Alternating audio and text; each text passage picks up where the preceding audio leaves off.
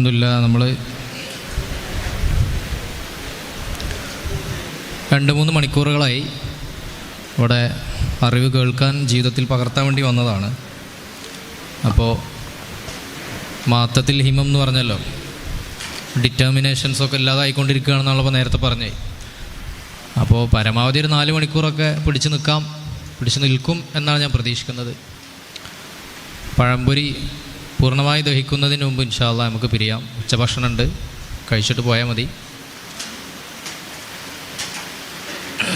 ഒരു 10-55 ആളുകൾ ഇവിടെ വരുമെന്ന് ഇന്നലെ ഉറപ്പ് വന്നിരുന്നു. പക്ഷെ ഇന്ന് അവരെ കാണാനില്ല.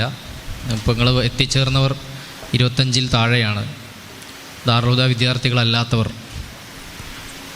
പിന്നെ സ്പോട്ടിൽ വന്ന് കയറി പിന്നെ വളരെ സന്തോഷത്തോടെ വന്ന് പഠിക്കണം, അറിയണം, മനസ്സിലാക്കണം എന്ന് കരുതി വന്ന ആളുകൾ ഒരു 50-ൻ്റെ അടുത്ത ആളുകൾ ഇവിടെ വന്നിട്ടുണ്ട്. അൽഹംദുലില്ലാ. ഏതായാലും നിങ്ങൾ ഇവിടുന്ന് കിട്ടിയ കാര്യങ്ങളൊക്കെ പുറത്തെത്തിക്കണം, നിങ്ങളെ ഫ്രണ്ട് സർക്കിൾസിലെത്തിക്കണം എന്നാണ് എനിക്ക് തുടക്കത്തിൽ പറയാനുള്ളത്. അപ്പോൾ ഇൻഷാ അല്ലാഹ് ഒരു അരമണിക്കൂറൊക്കെ ഞാൻ സംസാരിക്കാം. പിന്നെ നിങ്ങൾക്ക് വല്ല ചോദ്യങ്ങളോ എൻഗേജ്മെൻറ്റോ ഉണ്ടെങ്കിൽ മാത്രം അതിലേക്ക് കടക്കാം, അല്ലെങ്കിൽ നമുക്ക് പിരിയാം. പടച്ച റബ്ബ് തൗഫീഖ് ചെയ്യട്ടെ. അപ്പോൾ നമ്മളിപ്പോൾ ഇന്നിപ്പോൾ എത്രാം തീയതിയാണ്? 12 അല്ലേ? ഇന്നലെ 11-ാം തീയതിയാണ്. ഇന്നലെ എന്നുള്ളൊരു കാര്യം, ഇന്ന് 11-ആണ്, ഇന്നലെ 10-ാം തീയതിയാണല്ലോ. ഇന്നലെ 10-ാം തീയതിയാണ് എന്നുള്ളത് നമ്മളൊരാളെയും പഠിപ്പിക്കേണ്ട ആവശ്യമില്ല. മീൻസ് തീയതി ചിലപ്പോൾ ഓർമ്മിപ്പിക്കേണ്ടി വരും, പക്ഷേ ഇന്നലെ എന്നുള്ളത് സംഭവിച്ചു എന്നുള്ളത് നമ്മൾ ആരെയും പഠിപ്പിക്കേണ്ട ആവശ്യമില്ല. ഇന്നലെ എന്നുള്ള പാസ്റ്റ് എന്നുള്ള സംഭവം, ഇന്നലെ എന്നുള്ളത് കഴിഞ്ഞു പോയിട്ടുണ്ട്. ഞാൻ വലിയ ഫിലോസഫി എന്നല്ല പറയാം, നിങ്ങൾ കൂളായി മസിലൊക്കെ ഒഴിവാക്കിയിരിക്കും. ഇന്നലെ എന്നുള്ളത് നമ്മൾ ആരെയും പഠിപ്പിക്കേണ്ട ആവശ്യമില്ല അല്ലേ? അതുപോലെ വെള്ളം കുടിച്ചാൽ ദാഹം മാറും എന്നുള്ളതും നമ്മൾ ആരെയും പഠിപ്പിക്കേണ്ട ആവശ്യമില്ല. അത് ഏതെങ്കിലും കൾച്ചറിൽ മാത്രം ഉള്ള ആളുകൾക്ക് മനസ്സിലാവുന്ന കാര്യമല്ല. ദ നോളജ് അബൌട്ട് പാസ്റ്റ്, ഇന്നലെ എന്നുള്ളത് സംഭവിച്ചു എന്നുള്ളത്, അല്ലെങ്കിൽ വെള്ളം കുടിച്ചാൽ ദാഹം മാറും എന്നുള്ളത് ഏതെങ്കിലും ഒരു കൾച്ചറിലുള്ള ആളുകൾക്ക് മാത്രം മനസ്സിലാവുന്നതല്ല. അതെല്ലാവർക്കും മനസ്സിലാവുന്നൊരു കാര്യമാണ്. അതുപോലെ മറ്റുള്ളവർ എന്നുള്ളത്, ഇപ്പോൾ നിങ്ങളെ ചുറ്റും മറ്റുള്ള കുറച്ച് ആൾക്കാരുണ്ടല്ലോ, അതേഴ്സ്, അതും നമ്മളൊരാളെ പഠിപ്പിച്ചു കൊടുക്കേണ്ട ആവശ്യമില്ല. അത് അൺടോട്ടാണ്, പഠിപ്പിച്ച് മനസ്സിലാക്കിയതല്ലാതെ. അതുപോലെ തന്നെ പിന്നെ എന്തുമാണ്, കൾച്ചറലുമല്ല, ഒരു പ്രത്യേക കൾച്ചറിലുള്ള ആളുകൾക്ക് മാത്രം അറിയുന്ന കാര്യമല്ല, അതെല്ലാവർക്കും വളരെ സ്വാഭാവികമായി അറിയുന്ന കാര്യമാണ്. ഇതിനാണ് നമ്മൾ യൂണിവേഴ്സൽ ട്രൂത്ത് എന്ന് പറയാം. സാർവലൗകികമായ സത്യമാണിത്, ഇതല്ല നമുക്കെല്ലാവർക്കും അറിയുന്ന കാര്യം. ഇതുപോലെയാണ് ദൈവത്തെക്കുറിച്ചിട്ടുള്ള നോളജ് എന്നാണ് നമ്മൾ പറയാം, പടച്ചവനെ സംബന്ധിച്ചിട്ടുള്ള അറിവ് എന്നുള്ള. അത് ഒരു ശക്തി പ്രപഞ്ചത്തിലുണ്ട് എന്നുള്ളൊരു ധാരണ എല്ലാ മനുഷ്യരുടെ ഉള്ളിലും അത് പ്രവർത്തിച്ചുകൊണ്ടിരിക്കുന്നുണ്ട്. പിന്നെ ചില ആളുകൾ അത് നിഷേധിക്കുന്നത് പടച്ചവനോട് ദേഷ്യം വന്നിട്ടാണ്. അതിന് മിസോത്തീസം എന്നൊക്കെ അതിന് പറയും. അതായത് മദ്രസയിൽ നിന്ന് ഉസ്താദ് മോശമായി പെരുമാറിയിട്ടുണ്ടാവും, അല്ലെങ്കിൽ സമൂഹത്തിൽ നിലയുമലയുള്ള ജമാഅത്തിനൊക്കെ പോണേ മതത്തെ പ്രതിനിധീകരിക്കുന്ന ആളുകൾ മോശമായി പെരുമാറിയിട്ടുണ്ടാവും. അപ്പോൾ അവരോട് ആദ്യം ദേഷ്യം വരും, പിന്നെ അവർ ലീഡ് ചെയ്യുന്ന കാര്യങ്ങളോട് ദേഷ്യം വരും, പിന്നെ മതത്തോട് ദേഷ്യം വരും, എന്നിട്ട് പിന്നെ ദൈവത്തോട് ദേഷ്യം വരും. അപ്പോൾ പടച്ചോ മാണ്ട എന്ന് പറഞ്ഞാൽ പടച്ചോനില്ല, ആ ഒരു അവസ്ഥയിലേക്ക് ആൾ. അല്ലെങ്കിൽ പിന്നെ ലോകത്ത് കുറേ പ്രശ്നങ്ങളുണ്ട്, ദുഃഖങ്ങൾ, പ്രയാസങ്ങൾ, വേദനകൾ. ഇതൊക്കെ കാരണം കാരുണ്യവാനായ റബ്ബാണ് ഇപ്പം ഇങ്ങനെയൊക്കെ സംഭവിക്കാൻ പാടുണ്ടോ, അതുകൊണ്ട് പടച്ചോല്ല, അങ്ങനെ പറയുന്ന ആളുകളുണ്ട്. അല്ലെങ്കിൽ ഞാൻ ഉദ്ദേശിച്ച കാര്യങ്ങളൊന്നും നടന്നിട്ടില്ല, അല്ലെങ്കിൽ എനിക്ക് അടിച്ചു പൊളിച്ച് ജീവിക്കാൻ പറ്റുന്നില്ല, നിസ്കരിക്കണം, നോമ്പ് വെൽക്കണം, സക്കാത്ത് കൊടുക്കണം, പടച്ചോൻ വേണ്ട അല്ലേ, അതുകൊണ്ട് പടച്ചോനില്ല. ഇങ്ങനെയൊക്കെയുള്ള രീതിയിലാണ് മനുഷ്യന്മാർ ദൈവവിരുദ്ധരായി മാറുന്നതും മതവിരുദ്ധരായി മാറുന്നതും എന്ന് നമ്മൾ മനസ്സിലാക്കേണ്ടതുണ്ട്. അപ്പോൾ ദൈവബോധം എന്നുള്ളത് മനുഷ്യനെ പഠിപ്പിച്ചു കൊടുക്കേണ്ട ആവശ്യമില്ല. അപ്പോൾ നമ്മൾ കയ്യിലൊരു മൊബൈൽ കിട്ടിക്കഴിഞ്ഞാൽ, നമ്മൾ മൊബൈൽ കണ്ടാൽ മൊബൈൽ എവിടെ നിന്നുണ്ടായി എന്നുള്ളത് തെളിയിക്കേണ്ട ആവശ്യമുണ്ടോ? മൊബൈൽ കണ്ടാൽ തന്നെ അറിയാം അത് മാനുഫാക്ചർ ചെയ്ത ഒരാൾ ഇവിടെ ഉണ്ട്, മാനുഫാക്ചർ ചെയ്തൊരു കമ്പനി ഉണ്ട്. അതിന് തെളിവ് മൊബൈൽ തന്നെയാണ്. ഇനിയിപ്പോൾ അതിന് വേറെ തെളിവിൻ്റെ പോകേണ്ട ആവശ്യമില്ല. എന്നതുപോലെ ഈ പ്രപഞ്ചം, ഈ സൃഷ്ടിയൊക്കെ കണ്ടാൽ തന്നെ നമ്മുടെ ബോധ്യത്തിലുണ്ട് എന്ത്, ഇതിന് പിന്നിൽ if there is A design there should be A designer എന്നുള്ളതാണ് നമ്മുടെ മനസ്സിലുള്ള യൂണിവേഴ്സലായിട്ടുള്ളൊരു ബോധം. ഇതാരും പഠിപ്പിച്ചു തരേണ്ട ആവശ്യമില്ല. ഒരിക്കൽ ഫ്രെഡ് ഹോയിൽ എന്ന് പറഞ്ഞൊരു ശാസ്ത്രജ്ഞനുണ്ട്, മൂപ്പരുടെ രസകരമായൊരു മെറ്റഫറുണ്ട്. മൂപ്പര് ഒരിക്കൽ പറഞ്ഞു, ഒരു മരുഭൂമിയിൽ ഒരു 747 ബോയിങ് വിമാനം മില്യൺ പാർട്സ് ആക്കിയിട്ടാണ് ഇട്ടു. എന്നിട്ടിങ്ങനെ നൂറ്റാണ്ടുകളോളം കാറ്റടിച്ച് ചൂട് വന്ന് തണുപ്പ് വന്ന് പിന്നെ മണൽ കാറ്റ് അങ്ങോട്ടും ഇങ്ങോട്ടൊക്കെ അടിച്ച് അങ്ങനെ യാദൃശ്ചയ എന്തായി മാറി? ഈ ഫ്ലൈറ്റിൻ്റെ പാർട്സൊക്കെ അങ്ങോട്ട് ജോയിൻ ചെയ്ത് അസംബിൾ ചെയ്തിട്ട് 747 ബോയിങ് വിമാനമായി മാറി എന്ന് പറഞ്ഞ് നിങ്ങൾ വിശ്വസിക്കുമോ? എന്നതുപോലെ തന്നെ ഈ പ്രപഞ്ചത്തിൽ യാദൃശ്ചികമായി ജീവനുണ്ടായി എന്ന് പറഞ്ഞാൽ ഞാനും വിശ്വസിക്കൂല എന്നാണ് മൂപ്പരെ സ്റ്റേറ്റ്മെൻറ്റ്. വളരെ ശരിയായിട്ടാണ് നമ്മൾ വിലയിരുത്തുന്നത്.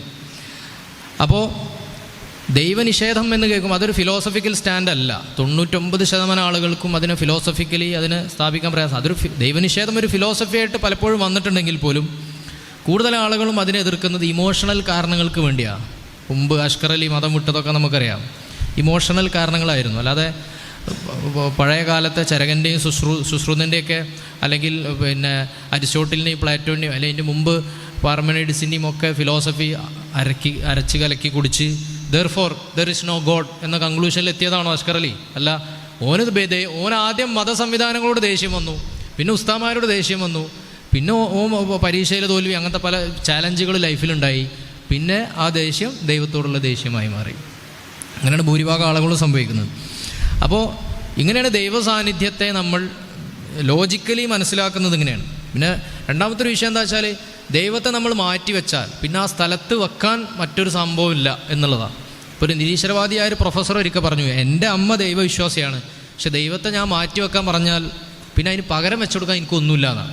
ഇപ്പോൾ ദൈവബോധം കൊണ്ടാണ് പുള്ളിയുടെ അമ്മ എന്ത് ചെയ്യണത്? സാധുക്കൾ വരുമ്പോൾ ഭക്ഷണം കൊടുക്കുന്നതും സൽക്കരിക്കുന്നതും സത്യം മാത്രം പറയുന്നതും വളരെ മാന്യമായി സംസാരിക്കുന്നതും പെരുമാറുമ്പോഴൊക്കെ ഈ ദൈവമാണ് ഈ അമ്മയുടെ ഉള്ളിൽ പ്രവർത്തിച്ചുകൊണ്ടിരിക്കുന്നതെന്ന് ഈ എത്തീസ്റ്റായ നിരീശ്വരവാദിയായ പ്രൊഫസർക്കറിയാം. അസീം പ്രേംജിലെ പ്രൊഫസറാണ്. പക്ഷേ ഈ ദൈവം വേണ്ടാന്ന് ഞാൻ എൻ്റെ അമ്മയോട് പറഞ്ഞാൽ അതിന് പകരം വെച്ചെടുക്കാൻ ഈ ഒരു മറ്റൊരു ഭാവം എനിക്കില്ല എന്നാണ് മൂപ്പർ. കാരണം നമ്മളൊക്കെ അങ്ങനെ തന്നെയാണ്. നമ്മൾ സത്യം പറയുന്നു, നമ്മൾ ആളുകളെ പറ്റിക്കുന്നില്ല. നമ്മൾ ഒരു സഹോദരനെ കണ്ടാൽ തബസ്സുമുക ഫി വജി അഖീക സ്വതക്ക, ഒരു സഹോദരൻ്റെ മുഖത്ത് നോക്കി ചിന്തിരിക്കൽ സ്വതക്കയാണ്. ഇദ്ഖാലു സുറൂരി ഫി ഖൽബിൽ മുഅ്മിൻ, ഒരു മുഅ്മിനിൻ്റെ ഹൃദയത്തിൽ എന്തെങ്കിലും തരത്തിലുള്ളൊരു സന്തോഷത്തിന് നാം കാരണമായി തീരൽ അത് പുണ്യമാണെന്നാണ് നമ്മൾ വിശ്വസിക്കുന്നത്. ഇവിടെയൊക്കെ പ്രവർത്തിച്ചുകൊണ്ടിരിക്കുന്ന ദൈവവും അതാണ്. എന്നിട്ടാണ് ഇവർ പറയുന്നത് മതം ഉപേക്ഷിക്കും മനുഷ്യനാവും. കോൺട്രാഡിക്ടറി അല്ലേ? അപ്പോൾ ഇവർക്ക് മതം എന്ന് പറഞ്ഞാൽ എന്താണെന്ന് അറിയില്ല. മതം എന്ന് പറഞ്ഞാൽ യൂറോപ്യന്മാർ പഠിപ്പിച്ചു കൊടുത്തൊരു സാധനമാണ് ഉള്ളത്. മതം അടിച്ചമർത്തലാണ്, മതം മറ്റേതാണ്, മറ്റേ മറിച്ചതാണ്. അതിനനുസരിച്ചാണ് ഇവർ മതത്തെ സമീപിക്കുന്നത്. അപ്പോൾ ദൈവത്തെ നമ്മൾ മാറ്റി നിർത്തിയാൽ പകരം അവിടെ വെക്കാനൊന്നുമില്ല. നമ്മളൊക്കെ നമ്മുടെ മതത്തെയൊക്കെ മതത്തിൻ്റെ ഒരു ഫംഗ്ഷൻ ഉണ്ട്, അത് വളരെ വൃത്തിയായിട്ടാണ് ചെയ്തുകൊണ്ടിരിക്കുക. നമ്മളിപ്പോൾ ഈ കാര്യങ്ങൾ ഒരുപാട് മനുഷ്യന്മാർ സാക്രിഫൈസ് ചെയ്ത് ഓടി നടക്കുമ്പോഴൊക്കെ അവരുടെ ഉള്ളിൽ മതം പ്രവർത്തിച്ചുകൊണ്ടിരിക്കുന്നു. ഏറ്റവും ചുരുങ്ങിയത് ആ ഒരു ഗുണം മതം കൊണ്ട് നടക്കുന്നുണ്ടെങ്കിൽ അത് നടന്നോട്ടെ എന്നെങ്കിലും പറയണ്ടേ? പക്ഷെ അതുപോലും പറയാതെ എപ്പോഴും ഇങ്ങനെ ട്രോള് മാത്രം ചെയ്തുകൊണ്ടിരിക്കുന്ന ഒരു സാഹചര്യത്തിലൂടെയാണ് നമ്മൾ പോയിക്കൊണ്ടിരിക്കുന്നത്. ഇപ്പോൾ സുബൈർ ഉസ്താദ് ഇന്നാലില്ലാഹി ഇന്നാലില്ലൈഹി റാജിഊൻ പറഞ്ഞു. ശരിക്കും ഒരു ബുദ്ധിമുട്ട് വരുമ്പോൾ പടച്ച റബ്ബേ പെട്ടല്ലോ എന്നുള്ള അർത്ഥത്തിലാണോ ഇന്നാലില്ലാഹി പറയുന്നത്? അല്ല. ഓക്കെ, ഒരു മുസീബത്ത് വന്നാൽ നമ്മൾ അള്ളാഹുവിൽ നിന്ന് വന്നതാണ്, നമ്മൾ അള്ളാഹുവിലേക്ക് പോകാനുള്ളവരാണ്, ഇറ്റ്സ് ഓക്കെ. ഇന്നാലില്ലാഹി ഇന്നാലില്ലൈഹി, അതൊരു പോസിറ്റീവ് കമൻ്റാണ്. മുഅ്മിന് മാത്രമേ പഠിപ്പിക്കപ്പെട്ടുള്ളൂ, മറ്റു മതക്കാർക്ക് പഠിപ്പിക്കപ്പെട്ടിട്ടില്ല. മുമ്പ് അസർബൈജാനിലെ ഫ്ലൈറ്റ് തകരാൻ പോകുമ്പോൾ ഒരാൾ വീഡിയോ സോഷ്യൽ മീഡിയയിൽ വൈറലായിരുന്നു. അഷ്ഹദു അല്ലാ ഇലാഹ ഇല്ലല്ലാഹ് അഷ്ഹദു അന്ന മുഹമ്മദ് റസൂലുള്ളാഹ് അല്ലാഹു അക്ബർ എന്നൊക്കെയാണ്. വളരെ സമചിത്തതയോടെ, വളരെ ബാലൻസ്ഡ് ആയിട്ട്, കരഞ്ഞ് കൂക്കി വിളിക്കുകയല്ല, വളരെ ബാലൻസ്ഡ് ആയിട്ടാണ് അയാൾ പറഞ്ഞത്, സ്റ്റേബിളായിട്ട്. അപ്പോൾ ഈ മെൻ്റൽ സ്റ്റെബിലിറ്റി മുഅ്മിനീങ്ങൾക്ക് കിട്ടുള്ളൂ. അപ്പോൾ അതിൻ്റെ ആ പോസ്റ്റിൻ്റെ കടിയിൽ ഒരുപാട് കമൻസ് നിങ്ങൾ കണ്ടിട്ടുണ്ടാവും. ഇവിടെയും മതം കുറ്റിക്കയറ്റുന്നു, അത് പറഞ്ഞുകൊണ്ടൊന്നല്ല അയാൾ രക്ഷപ്പെട്ടത്. അയാൾ പിന്നെ ഇൻസിഡൻറ്റിൽ അയാൾ രക്ഷപ്പെട്ടു. അത് പറഞ്ഞുകൊണ്ടല്ല, അത് പ്രാർത്ഥിക്കുന്ന വീഡിയോ എന്ന് പറഞ്ഞാൽ വന്നത്. സംഭവം മൂപ്പർ പ്രാർത്ഥിക്കല്ല. മൂപ്പരെന്താ ചെയ്യണത്? ഇതാ ജീവിതം ഇവിടെ തീരുന്നു, ഓക്കെ, ഐ എം ഫൈൻ, അഷ്ഹദു അല്ലാ ഇലാഹ ഇല്ലല്ലാഹ് അഷ്ഹദു അന്ന മുഹമ്മദ് റസൂലുള്ളാഹ്. അതാണ് പരിപാടി. അത്രയും സ്റ്റേബിളാണ്. യഥാർത്ഥ മുഅ്മിനാണെന്നുണ്ടെങ്കിൽ അത്രയും സ്റ്റേബിളായിരിക്കും. നമ്മൾ put your selves on his shoes. നമ്മളാണ് ആ ഫ്ലൈറ്റിൽ സങ്കല്പിച്ച് നോക്കി നമ്മളെങ്ങനെയാണ് ആ മൊമെൻറ്റിനോട് പ്രതികരിക്കുക. അത്രയും വിശ്വാസം അകത്തുള്ള ആളുകൾക്ക് വളരെ മധുരമായിട്ട് മരണത്തെ സ്വീകരിക്കാൻ പറ്റും.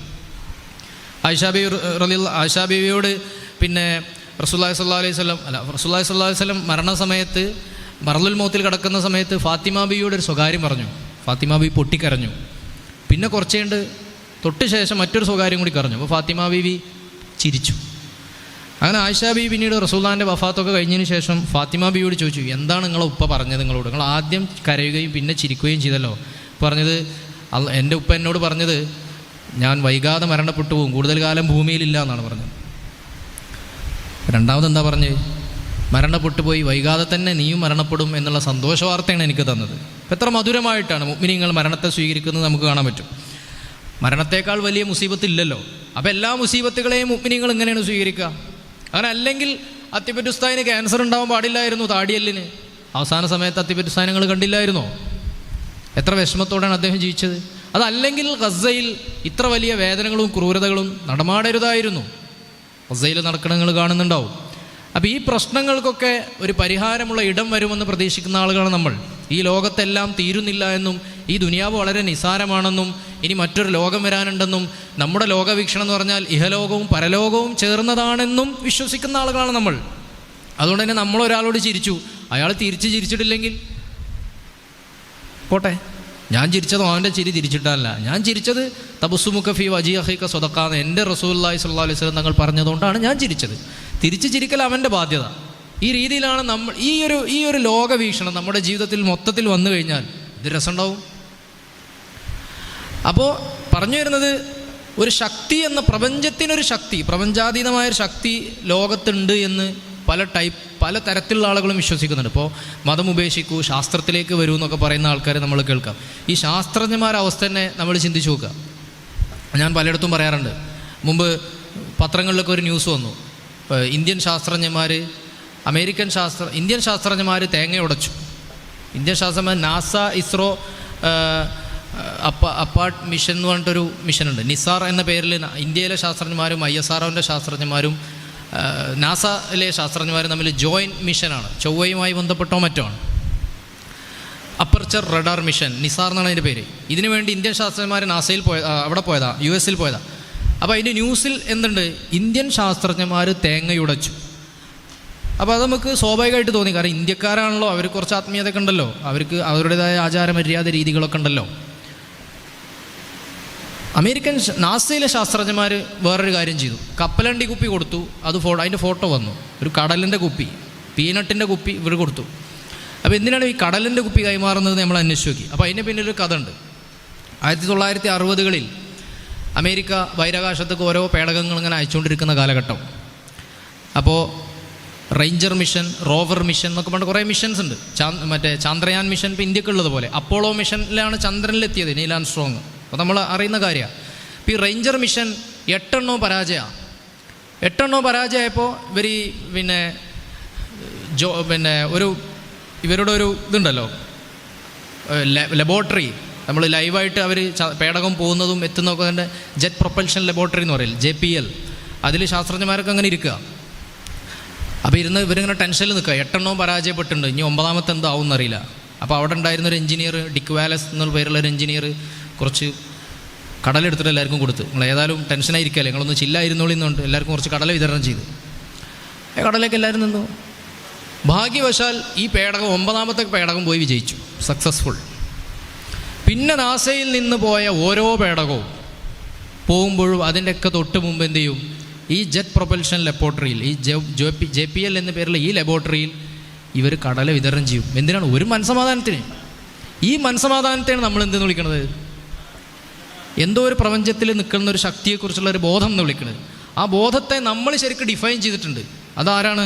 അത് അൺക്രിയേറ്റഡായ ഗോഡാണ്, അൺകോസ്ഡ് കോസായ ദൈവമാണ്. ആ ദൈവത്തിന് ചില സിഫാത്തുകളുണ്ട്. ആ സിഫാത്തുകളുള്ള അസ്തിത്വത്തെയാണ് നമ്മൾ പടച്ചോന്ന് വിളിക്കുന്നത്. പറഞ്ഞ് നിങ്ങൾക്ക് മനസ്സിലാവുണ്ടാവും. യൂറി ഗഗാറിനാണ് ആദ്യമായിട്ട് കസാക്കിസ്ഥാനിലെ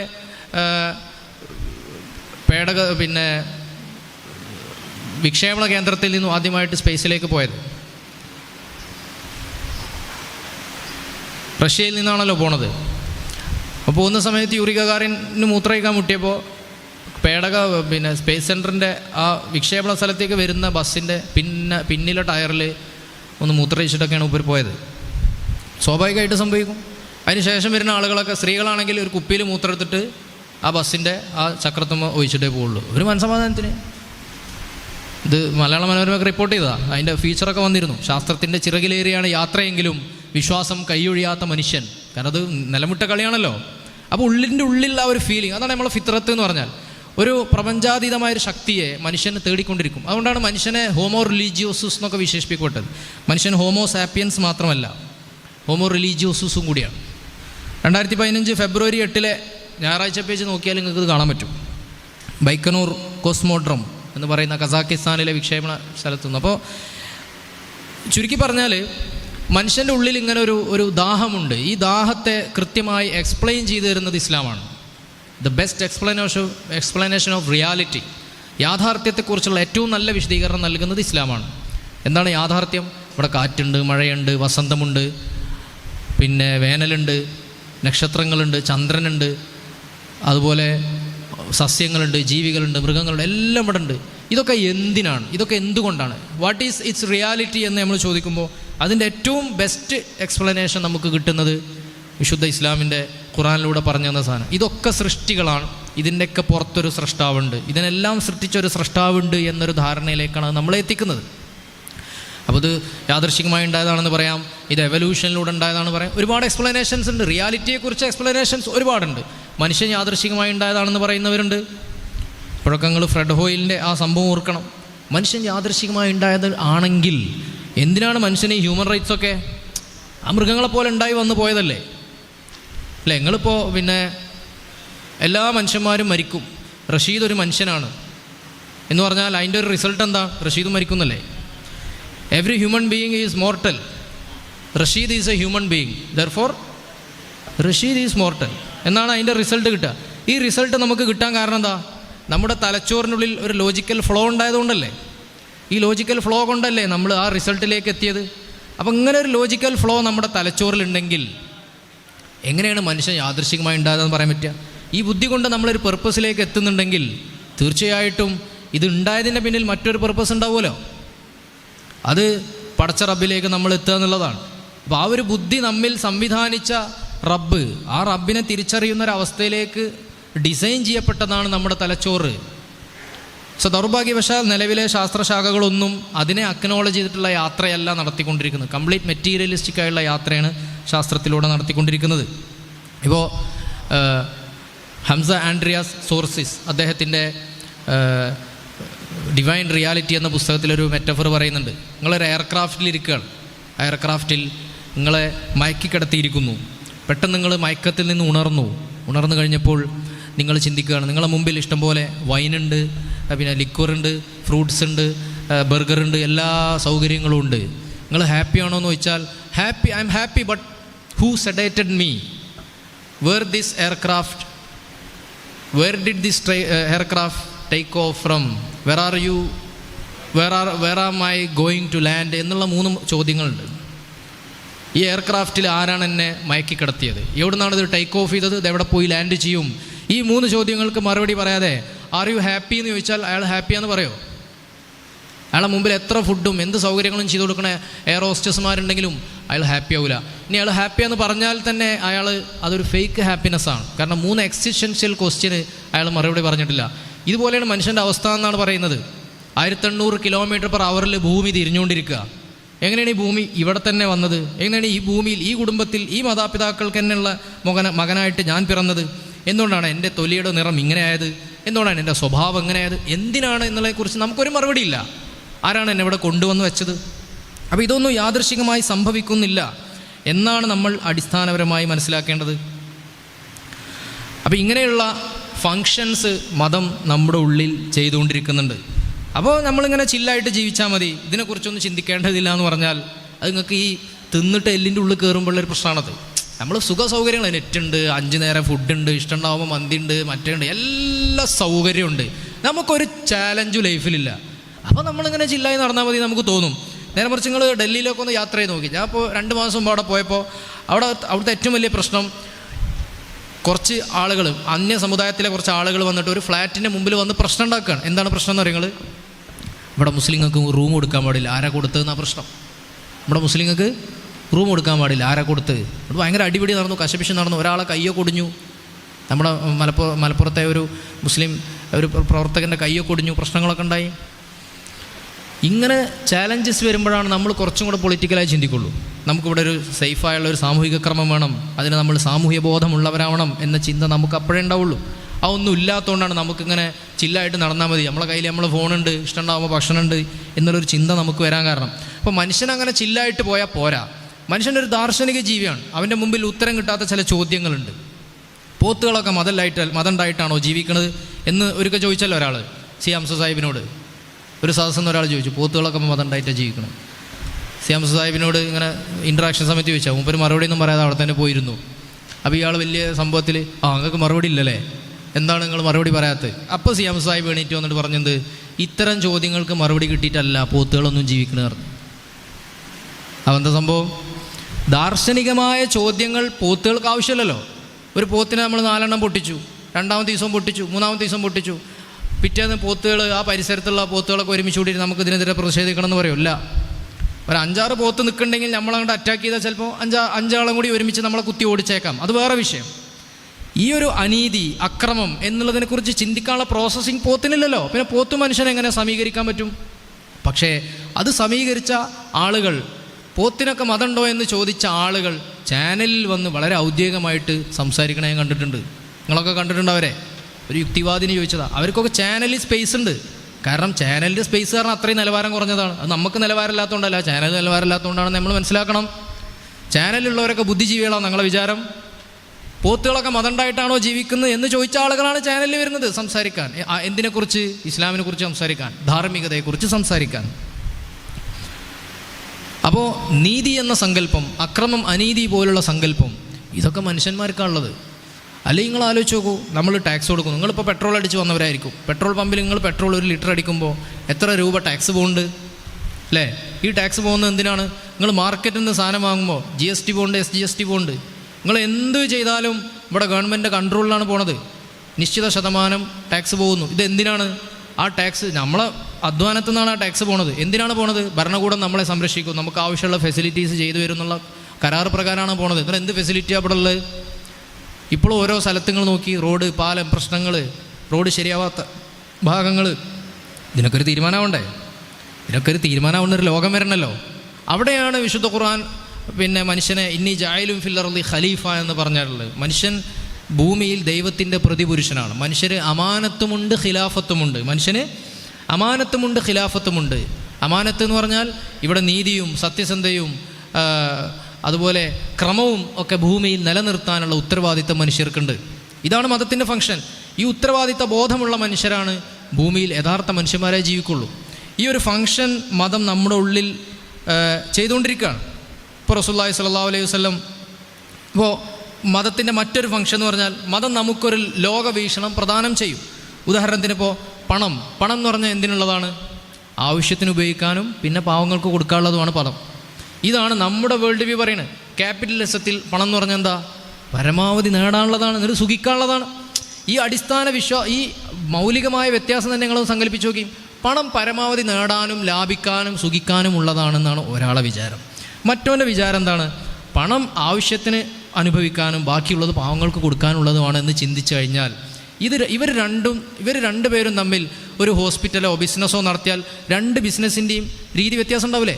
2 ഹോസ്പിറ്റലിൻ്റെയും നടത്തിപ്പ് രീതി വ്യത്യാസം ഉണ്ടാവില്ലേ? അല്ലേ? നമ്മൾ അനുഭവിച്ചറിയണമല്ലേ? നമ്മൾ ഹോസ്പിറ്റലിൽ പോകുമ്പോൾ നമ്മൾ അനുഭവിച്ചറിയുന്നതല്ലേ? എന്താണ് ഡോക്ടർ എഴുതുന്നതെന്ന് നമുക്കറിയില്ല. ഡോക്ടറും മരുന്ന് കമ്പനിയും തമ്മിലുള്ള ഡീല് നമുക്കറിയില്ല. എല്ലാവിധ ചൂഷണങ്ങളും നടന്നുകൊണ്ടിരിക്കുന്നു. ഹോസ്പിറ്റൽ എന്ന് പറഞ്ഞാൽ ഇൻഡസ്ട്രിയാണ്, ആർട്ട് ഇൻഡസ്ട്രിയാണ് അല്ലേ? ഫിലിം ഇൻഡസ്ട്രി എന്നാ പറയാം. ഇസ്ലാമിൽ കല ഇൻഡസ്ട്രിയാണോ? ഇസ്ലാമിൽ കല ഇൻഡസ്ട്രി അല്ല. ഇസ്ലാമിൽ കലയുടെ ഒരു മൂല്യമുണ്ട്. അത് അതിനൊരു ആത്മീയമായ മൂല്യമുണ്ട്. അത് മനുഷ്യൻ്റെ സർഗാത്മകതയെ പരിപോഷിപ്പിക്കാനുള്ളതാണ്. ഇസ്ലാമിൽ പണം എന്തിനുള്ളതാണ്? അത് അള്ളാഹുവിൻ്റെ നിഅമത്താണ് പണം. അത് ആവശ്യത്തിന് ഉപയോഗിക്കുകയും ബാക്കി പാവങ്ങൾക്ക് കൊടുക്കാനുള്ളതാണ്. 2% എല്ലാവർക്കും ബാധ്യതയാണ്. ക്യാപിറ്റലിസത്തിൽ പണം അതല്ല, ക്യാപിറ്റലിസത്തിൽ കലയും അതല്ല. ഈ ക്യാപിറ്റലിസ്റ്റ് വേൾഡ് ഓർഡറാണ് ഇന്നിവിടെ ഭരിച്ചുകൊണ്ടിരിക്കുന്നത്. അപ്പോൾ അതിൻ്റേതായ പ്രശ്നങ്ങളുണ്ടാവും നമുക്ക് മനസ്സിലാക്കേണ്ടത് നമ്മൾ. അപ്പോൾ എങ്ങനെയാണ് മതം ഫങ്ഷൻ ചെയ്തുകൊണ്ടിരിക്കുന്നത് എന്ന് നമ്മൾ മനസ്സിലാക്കണം. പ്രകൃതി, ഇസ്ലാമിൽ പ്രകൃതിയെക്കുറിച്ചുള്ള കാഴ്ചപ്പാടെന്താ? പ്രകൃതി അത് അള്ളാഹുവിൻ്റെ ആയത്തുമിൻ ആയാത്തില്ലാഹിയാണ്. മരം, നമ്മൾ ടൈം ലൂപ്പിൽ വീഡിയോ എടുത്തു കഴിഞ്ഞാൽ, ഒരു തൈ വളരുന്ന വീഡിയോ എടുത്തു കഴിഞ്ഞാൽ ഭയങ്കര അത്ഭുതമാണ്. ഒരു വിത്ത് മണ്ണിൻ്റെ അടിയിൽ കുഴിച്ചിട്ടിട്ട് അതിങ്ങനെ വളർന്ന് വരുന്നത് നമ്മൾ ക്യാമറ 2-3 വർഷം വെച്ചിട്ട് അതൊന്ന് സ്പീഡിലാക്കി നോക്കി, എന്ത് മനോഹരമാണ്. നമുക്കത് അത്ഭുതമല്ല, കാരണം നമ്മളത് സ്ഥിരമായിട്ട് കാണുന്നു. നേരെ മറിച്ച് ഒരു കോയിൻ ഞാൻ അങ്ങോട്ട് അന്തരീക്ഷത്തിൽ അങ്ങോട്ട് ടോസ് ചെയ്ത് കഴിഞ്ഞാൽ അതൊരു പൂമ്പാറ്റയായിട്ട് അങ്ങോട്ട് ചിറകടിച്ച് പോയി നിൽക്കുക. അപ്പോൾ നമുക്ക് അത്ഭുതവും. കാരണം നമ്മളത് സ്ഥിരം കാണാത്തതുകൊണ്ടാണ് അത് അത്ഭുതമാവുന്നത്. പക്ഷേ മരം വളരുന്നത് നമുക്ക് അത്ഭുതമല്ലാത്തത് എന്തുകൊണ്ടാണ്? അത് സ്ഥിരം കാണുന്നതുകൊണ്ടാണ്. ആ വ്യത്യാസമുള്ളൂ. അല്ലാതെ അത് അത്ഭുതമല്ല, അല്ലാതിരുന്നിട്ടല്ലല്ലോ. അപ്പോൾ ഇങ്ങനെ പ്രപഞ്ചത്തിൽ നടക്കുന്ന ഓരോ കാര്യങ്ങളും, എന്തിനാണ് മനുഷ്യൻ, എന്തിനാണ് ചിന്ത, എന്തിനാണ് പണം, എന്തിനാണ് അറിവ്, എന്തിനാണ് കല എന്നതിനെക്കുറിച്ചൊക്കെ ഇസ്ലാമിന് കൃത്യമായൊരു വേൾഡ് വ്യൂ ഉണ്ട്. ഈ വേൾഡ് വ്യൂ പകർന്നു തരുന്നൊരു മതമാണ് ഇസ്ലാം. അതുകൊണ്ട് അത് ഫോളോ ചെയ്തു പോകുമ്പോൾ നമ്മൾ വല്ലാത്തൊരു മനസ്സാന്നിധ്യവും സുഖവും സന്തോഷമൊക്കെ ജീവിതത്തിൽ അനുഭവിക്കുന്നത് കാണാം. ഇപ്പോൾ അയൽവാസിയോട് എങ്ങനെ പെരുമാറണം? നബി സല്ലല്ലാഹു അലൈഹി വസല്ലം പറയുന്നു, ആരെങ്കിലും സത്യവിശ്വാസവും പിന്നെ പരലോകത്തിൽ വിശ്വാസവും പുലർത്തുന്ന ആളുകളുണ്ടെങ്കിൽ അവരെന്ത് ചെയ്യണം? അയൽവാസിയെ ബഹുമാനിക്കണം. അവർ അതിഥിയെ നല്ല രീതിയിൽ സൽക്കരിക്കണം. മൻകാന യുഅ്മിനു ബില്ലാഹി വൽ യൗമിൽ ആഖിർ ഫലാ യുഅ്ദി ജാറഹു. അയൽവാസിയെ ബുദ്ധിമുട്ടിപ്പിക്കരുത്. അയൽവാസിയെ ബുദ്ധിമുട്ടിക്കാമെന്ന് ഇപ്പോൾ പറയാൻ പറ്റാത്ത അവസ്ഥയാണ്. അയൽവാസിയെ ബുദ്ധിമുട്ടിക്കുന്ന പരിപാടി തന്നെ എല്ലാവരും ചെയ്യുന്നുള്ളൂ. അപ്പോൾ ഇതൊക്കെ ദൈവം എക്സിസ്റ്റ് ചെയ്യുന്ന സ്പേസുകളാണ് നമ്മളെ സംബന്ധിച്ചിടത്തോളം, അല്ലേ? ഗോഡ് ഓഫ് സ്പേസസ് എന്ന് പറയും. നമ്മളിപ്പോൾ ശാസ്ത്രം ഇനിയും കുറേ കണ്ടെത്താനുണ്ട്, അതുകൊണ്ട് ഇനി ശാസ്ത്രം കുറേ കണ്ടെത്താനുണ്ടല്ലോ, അപ്പോൾ അതൊക്കെ പടച്ചോൻ്റെ ഏരിയയാണ്, അതൊക്കെ ഇനി പടച്ചോനെ അറിയുള്ളൂ. അങ്ങനെ ഒരു പരിപാടി ഉണ്ട് നമുക്ക്. എന്നിട്ട് പിന്നെ ഒരു 10 കൊല്ലം കഴിഞ്ഞ് അതിനെ ശാസ്ത്രം കണ്ടെത്തിയാലോ, അപ്പോൾ നമ്മൾ അതവിടെ കട്ടെ, ഇനി വേറെയും കുറേ കണ്ടെത്താനുണ്ടല്ലോ. അപ്പോൾ അതിന് സയൻറ്റിസം തലയിൽ കയറിയ ആളുകളൊക്കെ അതിനെ കളിയാക്കും. ഗോഡ് ഓഫ് ഗ്യാപ്സ് ആർഗ്യുമെൻ്റ് എന്നുകൊണ്ട് അതിനെ കളിയാക്കാറുണ്ട്. നിങ്ങൾക്ക് ഉത്തരം കിട്ടാത്ത സ്ഥലങ്ങളിലൊക്കെ ദൈവത്തെ കൊണ്ടുപോയി ഇങ്ങനെ തിരികുക എന്ന് പറയുന്നത്. പക്ഷെ അതവിടെ മാറ്റിവെച്ചാൽ ഗോഡ് ഓഫ് സ്പേസസ് എന്ന് പറഞ്ഞൊരു സങ്കല്പം നാം പറയുന്നത്. അതായത് ഈ സ്പേസുകളിലൊക്കെ ദൈവമാണ് എക്സിസ്റ്റ് ചെയ്യുന്നത്, മതമാണ് എക്സിസ്റ്റ് ചെയ്യുന്നത്. മതം പറഞ്ഞതുകൊണ്ടാണ് ഒരുപാട് മനുഷ്യന്മാർ സാക്രിഫൈസ് ചെയ്യുന്നത്. ഇപ്പോൾ കണ്ടോ, ദാറുൽ ഹുദയിൽ ഒരു മാസം 2.5 കോടി രൂപയാണ് ദാറുൽ ഹുദയ്ക്ക് ഒരു മാസം റണ്ണ് ചെയ്യാൻ ദാറുൽ ഹുദ മൂവ്മെൻറ്റിന് വേണ്ടത്. ഈ ക്യാമ്പസ് അല്ല, ആസാമിലും വെസ്റ്റ് ബംഗാളിലും ബീഹാറിലും ആസാമിലും വെസ്റ്റ് ബംഗാളിലും കർണാടകയിലും മുംബൈയിലുമായിട്ട് നിരവധി ക്യാമ്പസുകൾ ദാറുൽ ഹുദയ്ക്ക് ഉണ്ട്. 2.5 ലക്ഷം രൂപ ഒരു മാസം ഇവിടെ വരണം. അപ്പോൾ ഒരു ദിവസം 2.5 കോടി രൂപ ഒരു മാസം വരണം. അപ്പോൾ ഒരു ദിവസം 8 ലക്ഷം രൂപ ഇവിടെ വരണം. എവിടുന്നാത് വരുന്നത്? നിങ്ങളൊന്ന് നോക്കി, എവിടുന്നാത് വരുന്നത്? അതാണ് പടച്ചോൻ്റെ ഇടപെടൽ എന്ന് പറഞ്ഞത്. അപ്പോൾ നേരത്തെ സിംസാർ ഉസ്താദിനെ കുറിച്ച് സംസാരിച്ചുകൊണ്ടിരിക്കുകയായിരുന്നു. നേരത്തെ ഒരു സ്ഥാപനം നടത്തുന്ന ഒരാൾ, ഒരു കമ്മിറ്റിക്കാരൻ, ഒരു ട്രഷറർ എന്നോട് പറഞ്ഞു, കണ്ണൂരിലുള്ള ഉസ്താദ്, ഇവിടെ ഒരു മാസം 11 ലക്ഷം മുതൽ 14 ലക്ഷം വരെ ഒരു മാസത്തെ ചിലവുണ്ട്. അത് നടന്നു പോകണ്ട ഉസ്താദ്, എവിടുന്നാണ് വരുന്നതെന്ന് മനസ്സിലാവണില്ല എന്ന് പറഞ്ഞു. എവിടുന്നത് വരുന്നത്? അതാണ് പടച്ചോൻ്റെ സഹായം എന്ന് പറഞ്ഞാൽ. അപ്പോൾ ഇവിടെ ഇങ്ങനെയൊക്കെ മതം ഫങ്ഷൻ ചെയ്തുകൊണ്ടിരിക്കുക. ഒരുപാട് കാര്യങ്ങൾ എഡ്യൂക്കേഷൻ സെക്ടറിൽ, ബിസിനസ് സെക്ടർ, പല മേഖലകളിലും മനുഷ്യന്മാരെ സഹായിക്കാൻ പറ്റുന്ന പല മേഖലകളിലേക്കും ഇൻവെസ്റ്റ്മെൻറ്റുകൾ വരുന്നു. എന്താണ് അതിൻ്റെ മോട്ടീവ്? ഒന്നുമില്ല, ആഖിറം രക്ഷപ്പെടാൻ. ഭക്ഷണ ഫണ്ടിലേക്ക് 2 ലക്ഷം, എൻ്റെ ഉമ്മാൻ്റെ ഉപ്പാൻ്റെ ആഖിറ രക്ഷപ്പെടാൻ 2 ലക്ഷം, എൻ്റെ ഉമ്മാനെ വലിയ ദുആ ചെയ്യാൻ 1 ലക്ഷം. ഇങ്ങനെ വരികയാണ്, സ്ഥാപനങ്ങളിലേക്കൊക്കെ വരികയാണ്. എന്തുകൊണ്ടാണ് ഇത് വരുന്നത്? ഇത് ഫങ്ഷൻ ചെയ്യണ മതമാണ്. മതത്തിൽ നിന്നും പ്രചോദിതമായിട്ടാണ് മനുഷ്യനെ സഹായിച്ചുകൊണ്ടിരിക്കുന്നത്. മതം ഇവിടെ പ്രവർത്തിച്ചുകൊണ്ടിരിക്കുകയാണ്. അത് മതത്തിൻ്റെ ഫങ്ഷനാണ്. മതത്തിൻ്റെ ഫങ്ഷൻ എന്ന് പറഞ്ഞാൽ അത് വയലൻസ് മാത്രമാണ് എന്നൊരു നെറേറ്റീവ് ഇവിടെ ഉണ്ടാക്കിയത് ആരാണ്? നമ്മളെ സ്കൂളിലൊക്കെ പഠിപ്പിച്ച ആൾക്കാരാണ്. നമ്മൾ സിലബസിൽ നമ്മൾ പഠിച്ചതാണ്. മതം അത് ഔട്ട്ഡേറ്റഡാണ്, അതൊന്നിനും പറ്റാത്തതാണുള്ളൊരു സാധനം നമ്മുടെ ഉള്ളിലുണ്ടാക്കിയതാണ്. അപ്പോൾ പല മേഖലകളും ഇപ്പോൾ നമുക്ക് കാണാൻ പറ്റും. ഇപ്പോൾ യുക്തിവാദം വിട്ട് കള്ളുകുടി നിർത്തി, ഇസ്ലാം വിട്ട് കള്ളുകുടി തുടങ്ങി എന്ന് പറഞ്ഞ ആളുകളെ നമ്മൾ കണ്ടിട്ടുണ്ട്. യുക്തിവാദം വിട്ട് ഇസ്ലാമൊക്കെ വന്നപ്പോൾ കള്ളുകുടി നിർത്തി എന്ന് പറഞ്ഞ ആളുകളെ നമ്മൾ കേട്ടിട്ടുണ്ട്. പക്ഷെ മതം വിട്ട ആൾ കള്ളുകുടി നിർത്തി നിങ്ങൾ കേട്ടുക്കണം. മതം വിട്ടയാൾ മതമൊക്കെ വിട്ടതിന് ശേഷം കള്ളുടിയൊക്കെ നിർത്തി എന്ന് പറഞ്ഞ് നമ്മൾ കേട്ടിട്ടുണ്ടോ? ഇല്ല. മതം വിട്ടയാൾ കള്ളുകുടി നിർത്തൂല. അവന് സ്വാതന്ത്ര്യബോധം ഉണരല്ലേ. അപ്പോൾ അവന് കള്ളുകുടി മാത്രമല്ല, പല പരിപാടികളും തുടങ്ങും. അപ്പം ഇങ്ങനെ നമ്മുടെ ജീവിതത്തിൽ മതം ഫങ്ഷൻ ചെയ്തുകൊണ്ടിരിക്കുന്ന വളരെ ഡേ ടു ഡേ ലൈഫിലുള്ള കുറച്ച് ഉദാഹരണങ്ങൾ നമ്മൾ മനസ്സിലാക്കിയാൽ തന്നെ നമുക്ക് ഈ കാര്യങ്ങളിൽ നല്ലൊരു ക്ലാരിറ്റി നമുക്ക് കിട്ടാൻ പറ്റും. പിന്നെ ചില ആളുകൾ പറയുന്നത് മതമൊന്നും ആവശ്യമില്ല, മനുഷ്യന്മാരൊക്കെ നല്ലവരല്ലേ, അതങ്ങൾ കണ്ടറിഞ്ഞ് ജീവിച്ചാൽ മതി, ഗുഡ് വിതൗട്ട് ഗോഡ്, ദൈവമില്ലാതെയും നന്മ ചെയ്യാം എന്നൊക്കെ പറഞ്ഞിട്ട് ചെയ്യും. ദൈവമില്ലാതെയും നന്മ ചെയ്യാം. അവരെന്തും പറയണമെന്ന് നിങ്ങൾ, ഇവിടെ ഭരണകൂടവും പോലീസും ഒന്നും വേണ്ട, മനുഷ്യന്മാരൊക്കെ നല്ലൽക്കാണ് ജീവിച്ചാൽ പോരെ, അങ്ങനെ പറയോ? ഒരു അതോറിറ്റി വേണം, അല്ലെങ്കിൽ ഒന്നും മുന്നോട്ട് പോകില്ല. ഒരു അധികാരക്രമം വേണം, അല്ലെങ്കിൽ ഒന്നും മുന്നോട്ട് പോകില്ല. അല്ലെങ്കിൽ പറഞ്ഞാൽ പോരെ, ഇവിടെ ഇപ്പം എന്തിനാ, മനുഷ്യന്മാരൊക്കെ നല്ലവരല്ലേ, റെഡ് സിഗ്നലും ഗ്രീൻ സിഗ്നലൊക്കെ എന്തിനാ? അത് ട്രാഫിക് ആകുമ്പോൾ കണ്ടറിഞ്ഞ് മനുഷ്യന്മാർ വണ്ടി ഓടിച്ച് പോയിക്കോളും. അങ്ങനെ പറയാൻ പറ്റുമോ? അങ്ങനെ പറയാൻ കഴിയില്ല. കാരണം എന്താണ്? മനുഷ്യന്മാർക്ക് തെറ്റ് ചെയ്യാനുള്ള പ്രലോഭനമുണ്ടാകും. അപ്പോൾ സ്വാഭാവികമായിട്ടും മനുഷ്യൻ്റെ മേൽ കൺട്രോളും റൂൾസും റെഗുലേഷൻസും വർക്ക് ചെയ്യണം. എന്നാലേ ഒരു സമൂഹം എന്നുള്ളതിലേക്ക് മനുഷ്യൻ ജീവിക്കുള്ളൂ. അപ്പോൾ മതം വേണ്ട, മതമില്ലാതെയും മനുഷ്യൻ നന്നാവും എന്ന് പറയുന്നത് ഭാഗികമായി ശരിയാണ്. കാരണം നിരീശ്വരവാദികളായ ഒരുപാട് മനുഷ്യന്മാർ നല്ല ജീവിതം നയിക്കുന്നവരുണ്ട്. മുസ്ലിങ്ങളും മതം അനുശാസിക്കുന്നതും അനുസരിച്ച് ജീവിക്കുന്നവരായ ഒരുപാട് മനുഷ്യന്മാർ, മതവിശ്വാസികൾ ഒരുപാട് ആളുകൾ മോശക്കാരുണ്ട്, അല്ലേ? അത് നമുക്കറിയുന്ന കാര്യമാണ്. പക്ഷേ ചില സമയങ്ങളിൽ തിന്മ ചെയ്യാനുള്ള പ്രലോഭനമുണ്ടാവുമ്പോൾ മനുഷ്യനെ തടഞ്ഞു നിർത്തുന്ന ഒരു ദാർശനികമായൊരു ന്യായം അത് നമുക്ക് മതത്തിൻ്റെ അകത്തുനിന്നേ കിട്ടുള്ളൂ. ഇപ്പം നിങ്ങളൊരു മീൻ കച്ചവടക്കാരനാണ്, അല്ലെങ്കിൽ നിങ്ങളൊരു എന്തെങ്കിലും ഫുഡ് പ്രോഡക്റ്റ് വിൽക്കുന്നയാളാണ്. നിങ്ങൾക്ക് ഭരണകൂടത്തിലും പോലീസിൻ്റെ അടുത്തും ഒക്കെ ഉള്ള സ്വാധീനമുള്ള ഒരാളാണ് നിങ്ങളെന്ന് സങ്കല്പിക്കുക. MLA മറ്റോ ആണ്, അല്ലെങ്കിൽ അയാളുടെ ബിനാമിയാണ് നിങ്ങൾ സങ്കല്പിക്കുക. അതിൽ മനുഷ്യന് ക്യാൻസർ ഉണ്ടാക്കുന്ന മാരക വസ്തു ആ ഫുഡ് പ്രോഡക്റ്റിൽ ചേർക്കണം എന്ന് നിങ്ങൾ തീരുമാനിക്കുമ്പോൾ സ്റ്റേറ്റിന് ഇടപെടാനൊരു പരിധിയുണ്ട്, അല്ലേ? സ്റ്റേറ്റ് നിങ്ങളെ പിടിക്കൂല. കാരണം നിങ്ങൾക്ക് പോലീസുമാരായിട്ടും ഫുഡ് സെക്യൂരിറ്റി ഓഫീസർമാരായിട്ടും നല്ല ഹാൻഡാണ്. നിങ്ങൾ അന്തസ്സായിട്ട് ആ പടി ചെയ്യും, ഇഷ്ടംപോലെ ലാഭം കിട്ടും. ലാഭമാണല്ലോ പ്രധാനം. പക്ഷേ നിങ്ങൾക്ക് ഈ സൗകര്യങ്ങളൊക്കെ ഉണ്ടെങ്കിലും ഭരണകൂടത്തിലൊക്കെ ഹാൻഡ് ഉണ്ടെങ്കിലും നിങ്ങൾ ചിന്തിക്കുകയാണ്, എന്ത് റബ്ബേ, ഈ മാരക വസ്തുതയിൽ ചേർത്ത് ആളുകളെ ദ്രോഹിച്ചാൽ നിൻ്റെ കോടതിയിൽ ഞാൻ മറുപടി പറയേണ്ടി വരുമല്ലോ എന്ന ചിന്ത നിങ്ങൾക്കുണ്ടാകുമ്പോൾ അവിടെയാണ് മതം പ്രവർത്തിക്കുന്നത്. അപ്പോൾ ഭരണകൂടങ്ങളും ദേശരാഷ്ട്രങ്ങളും മനുഷ്യനെ നിയന്ത്രിക്കുന്നുണ്ട്. പക്ഷെ അതുകൊണ്ടായില്ല. മനുഷ്യൻ്റെ ഹൃദയത്തോട് സംസാരിക്കുന്ന, മനുഷ്യനെ ഉള്ളിൽ നിന്നും സംസ്കരിക്കുന്ന ഒരു ദർശനം മനുഷ്യന് അനിവാര്യമാണ്. ഞാൻ പറഞ്ഞ നിങ്ങൾക്ക് മനസ്സിലായിണ്ടാവും. പോലീസിന് നമ്മളെ ശരീരങ്ങൾ നിയന്ത്രിക്കാനേ പറ്റുള്ളൂ. നമ്മുടെ ആത്മാവിനെ സംസ്കരിക്കാൻ കഴിയില്ല. ആത്മാവിനെ സംസ്കരിക്കാൻ ഖുർആനിലൂടെ വന്ന, മതപാരമ്പര്യങ്ങളിലൂടെ വന്ന, അത് ഏത് മതത്തിലെയും ചിലപ്പോൾ ഫലപ്രദമാവാം. കാരുണ്യം, മാനവ സ്നേഹം പോലുള്ള കാര്യങ്ങൾക്കേ സാധ്യമാവുള്ളൂ. നമ്മുടെ ഉള്ളിൽ ഇത് കൃത്യമായിട്ട് ഇത് ഇറങ്ങിപ്പോവേണ്ടതുണ്ട്. ഇങ്ങനൊരു ചിന്ത നമുക്കുണ്ടാകുമ്പോഴാണ് പ്രയാസങ്ങളെയും ബുദ്ധിമുട്ടുകളെയൊക്കെ നമുക്ക് അകറ്റി നിർത്താൻ പറ്റുള്ളൂ.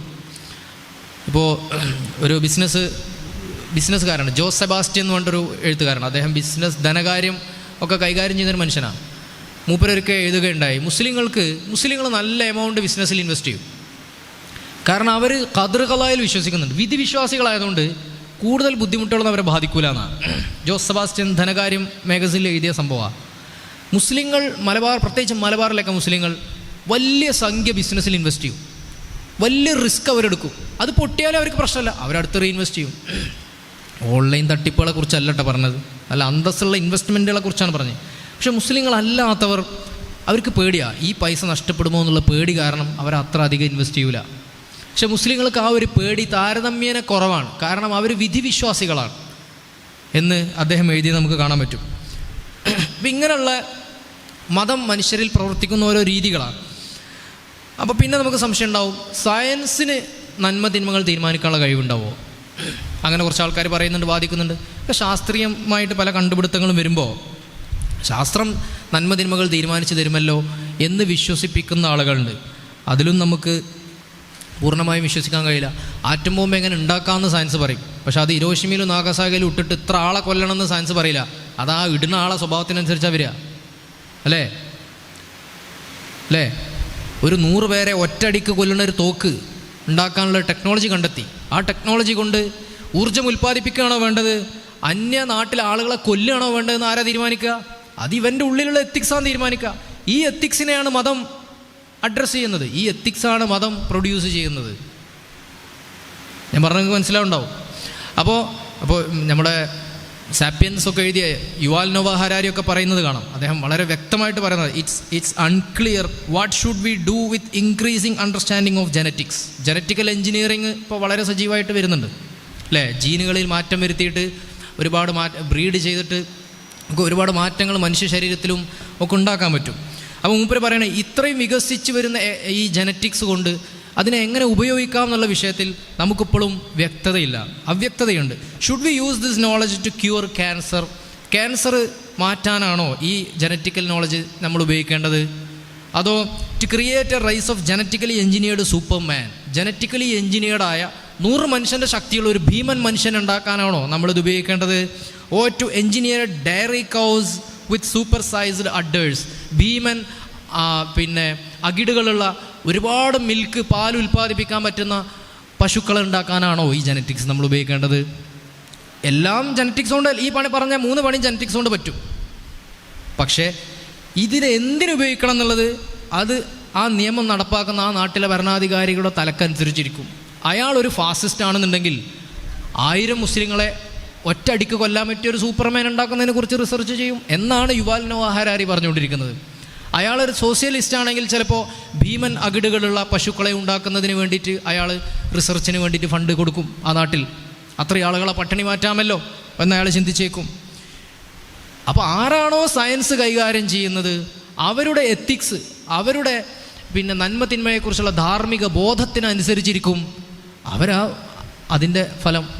അപ്പോൾ സയൻസിന് ഒരിക്കലും നന്മ തിന്മകളെ തീരുമാനിക്കാൻ കഴിയില്ല എന്ന് അദ്ദേഹം വളരെ വ്യക്തമായി പറഞ്ഞ് നമുക്ക് കാണാൻ പറ്റും. പിന്നെ മതത്തിൻ്റെ ഒരു ഫംഗ്ഷൻ എന്ന് പറഞ്ഞാൽ ഖദർ ഖലായിലുള്ള ഒരു വിശ്വാസം എന്ന് പറഞ്ഞാൽ അത് വലിയൊരു സംഭവമാണ്.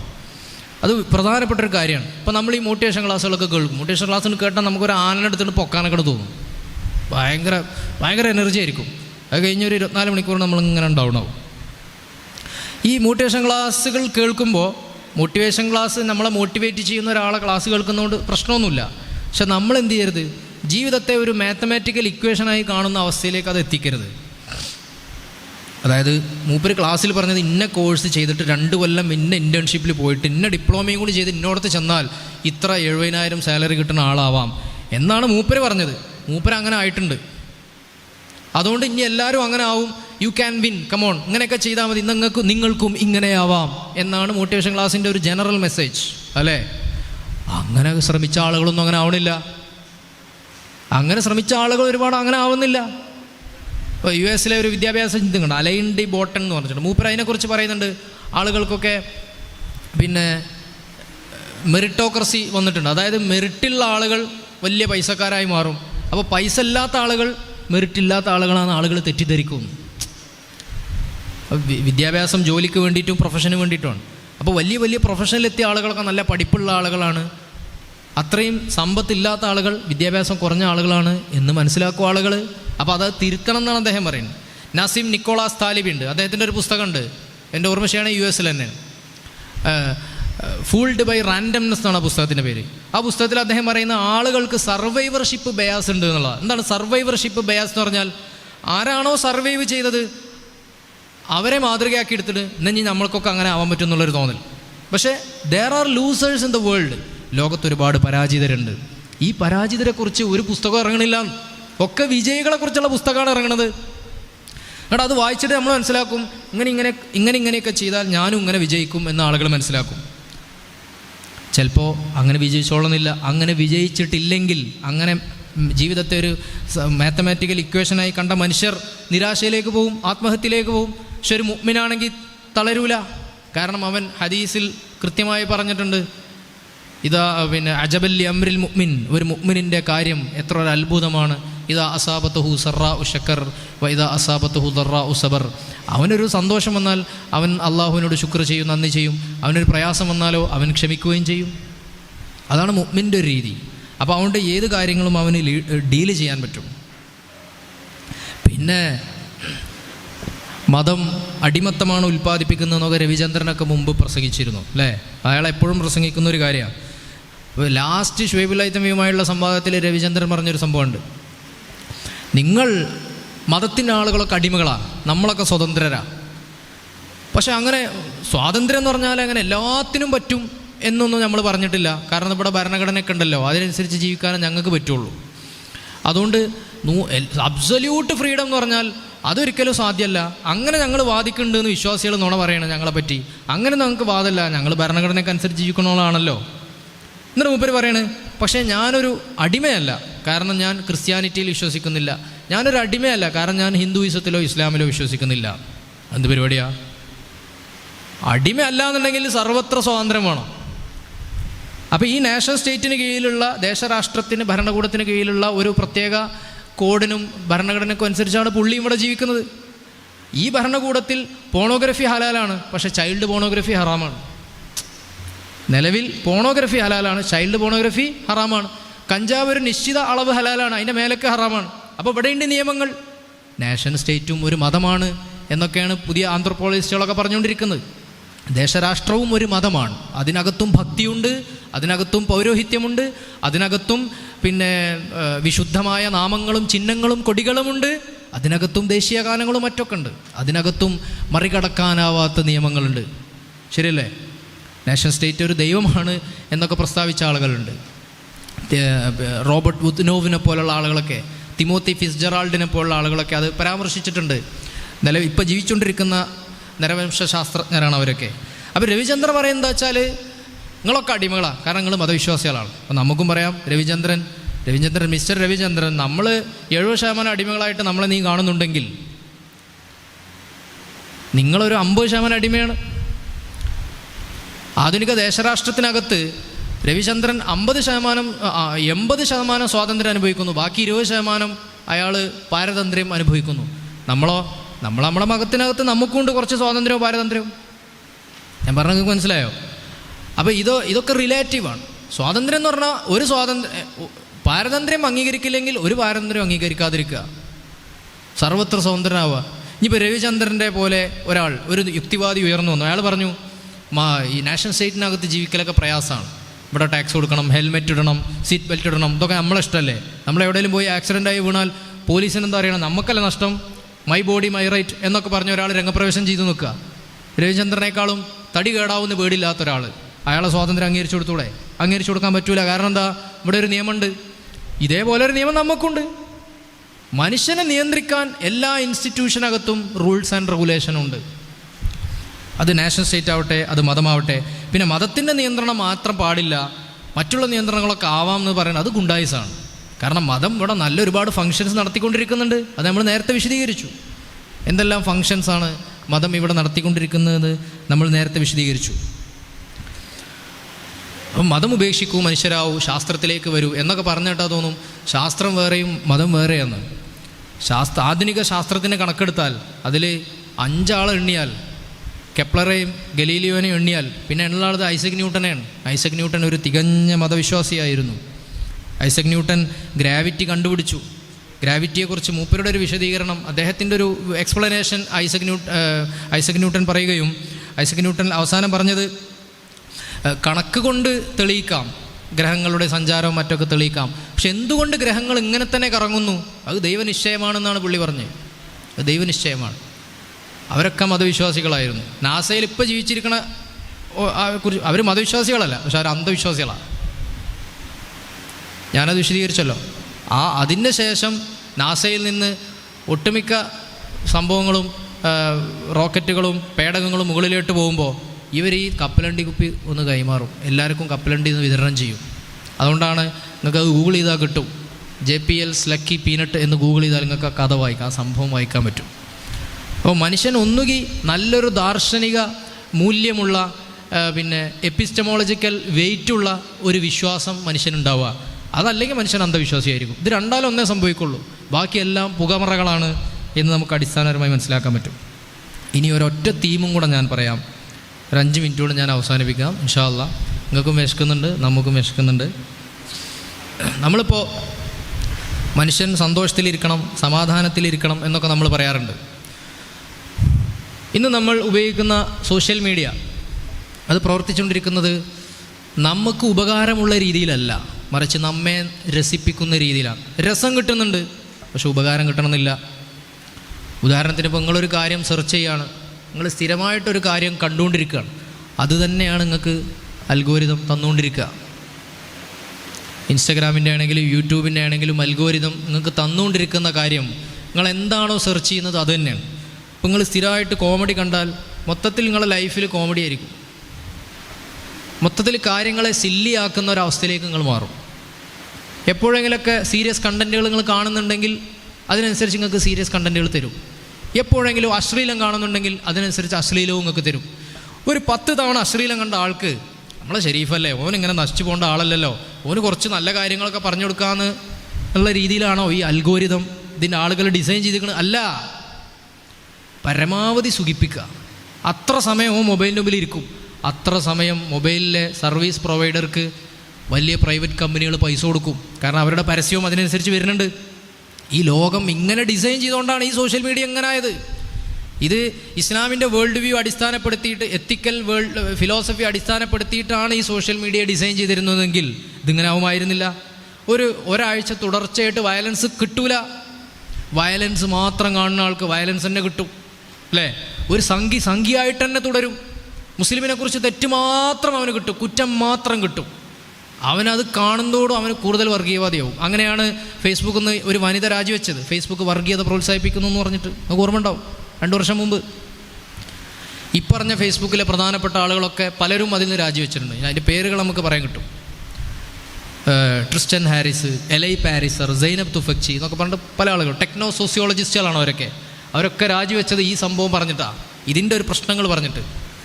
അതായത് സോഷ്യൽ മീഡിയ ഇന്ന് പ്രവർത്തിച്ചുകൊണ്ടിരിക്കുന്നത് മനുഷ്യനെ എത്രയധികം മൊബൈലിന് മുമ്പിൽ ഇരുത്താൻ പറ്റുമോ അതിനനുസരിച്ചാണ് അത് ഡിസൈൻ ചെയ്തിട്ടുള്ളത്. അല്ലാതെ നമുക്ക് ഉപകാരമുള്ള രീതിയിലാക്കിയിട്ടല്ല ഡിസൈൻ ചെയ്തിട്ടുള്ളത്.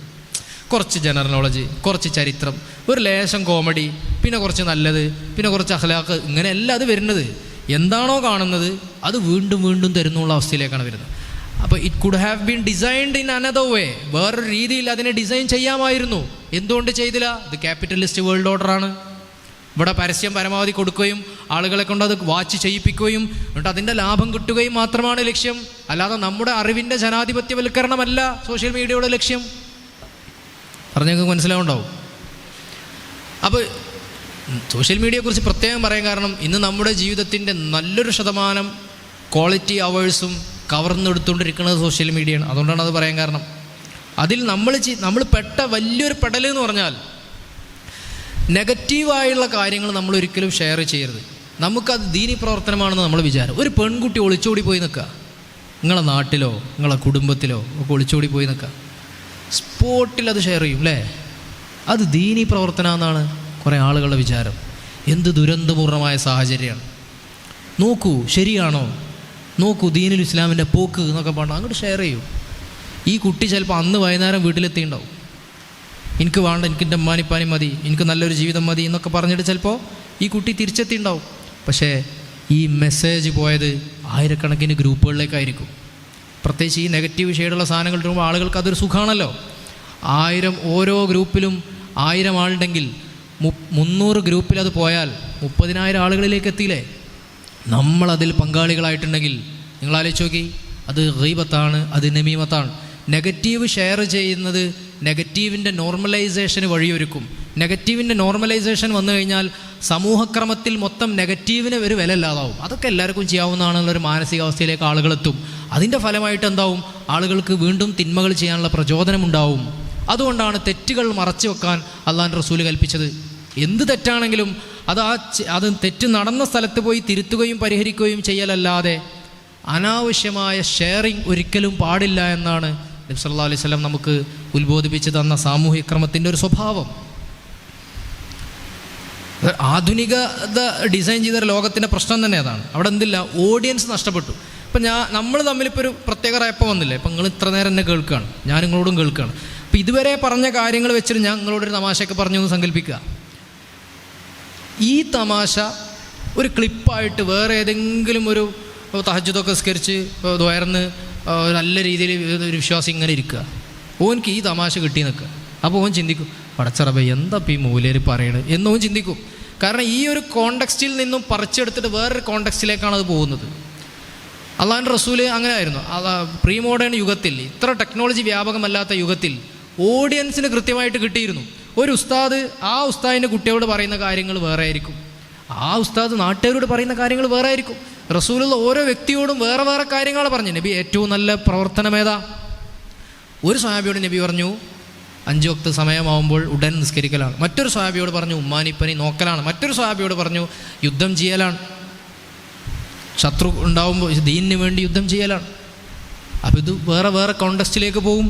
അതിനൊരുപാട് ഉദാഹരണങ്ങൾ നമ്മുടെ ഉള്ളിലുണ്ട്, അല്ലേ? ഇപ്പോൾ ഈ റുഷ്ദമോൾ എന്നുള്ള പാട്ട്, ഞാനത് പറയുമ്പോൾ തന്നെ നിങ്ങൾ ചിരി തുടങ്ങി. ആ റുഷ്ദമോൾ എന്നുള്ള പാട്ട് നിങ്ങൾ ആലോചിച്ച് നോക്കി. അതിന് മുമ്പും അവർ സീരിയസ് ആയിരിക്കും, അതിന് ശേഷവും അവർ സീരിയസ് ആയിരിക്കും. അത് ആ വീട്ടിൽ ഒതുങ്ങുന്ന ഓഡിയൻസിനോട് പറയാൻ പറ്റുന്ന ആ ഒരു സംഭവമാണ് അവർ പുറത്തുവിട്ടത്. പക്ഷെ ആ കോണ്ടെക്സ്റ്റിൽ നിന്നും മാറി ഇനി അവരുടെ കയ്യിൽ ഒരു അബദ്ധം സംഭവിച്ചു തന്നെ സങ്കല്പിക്കുക.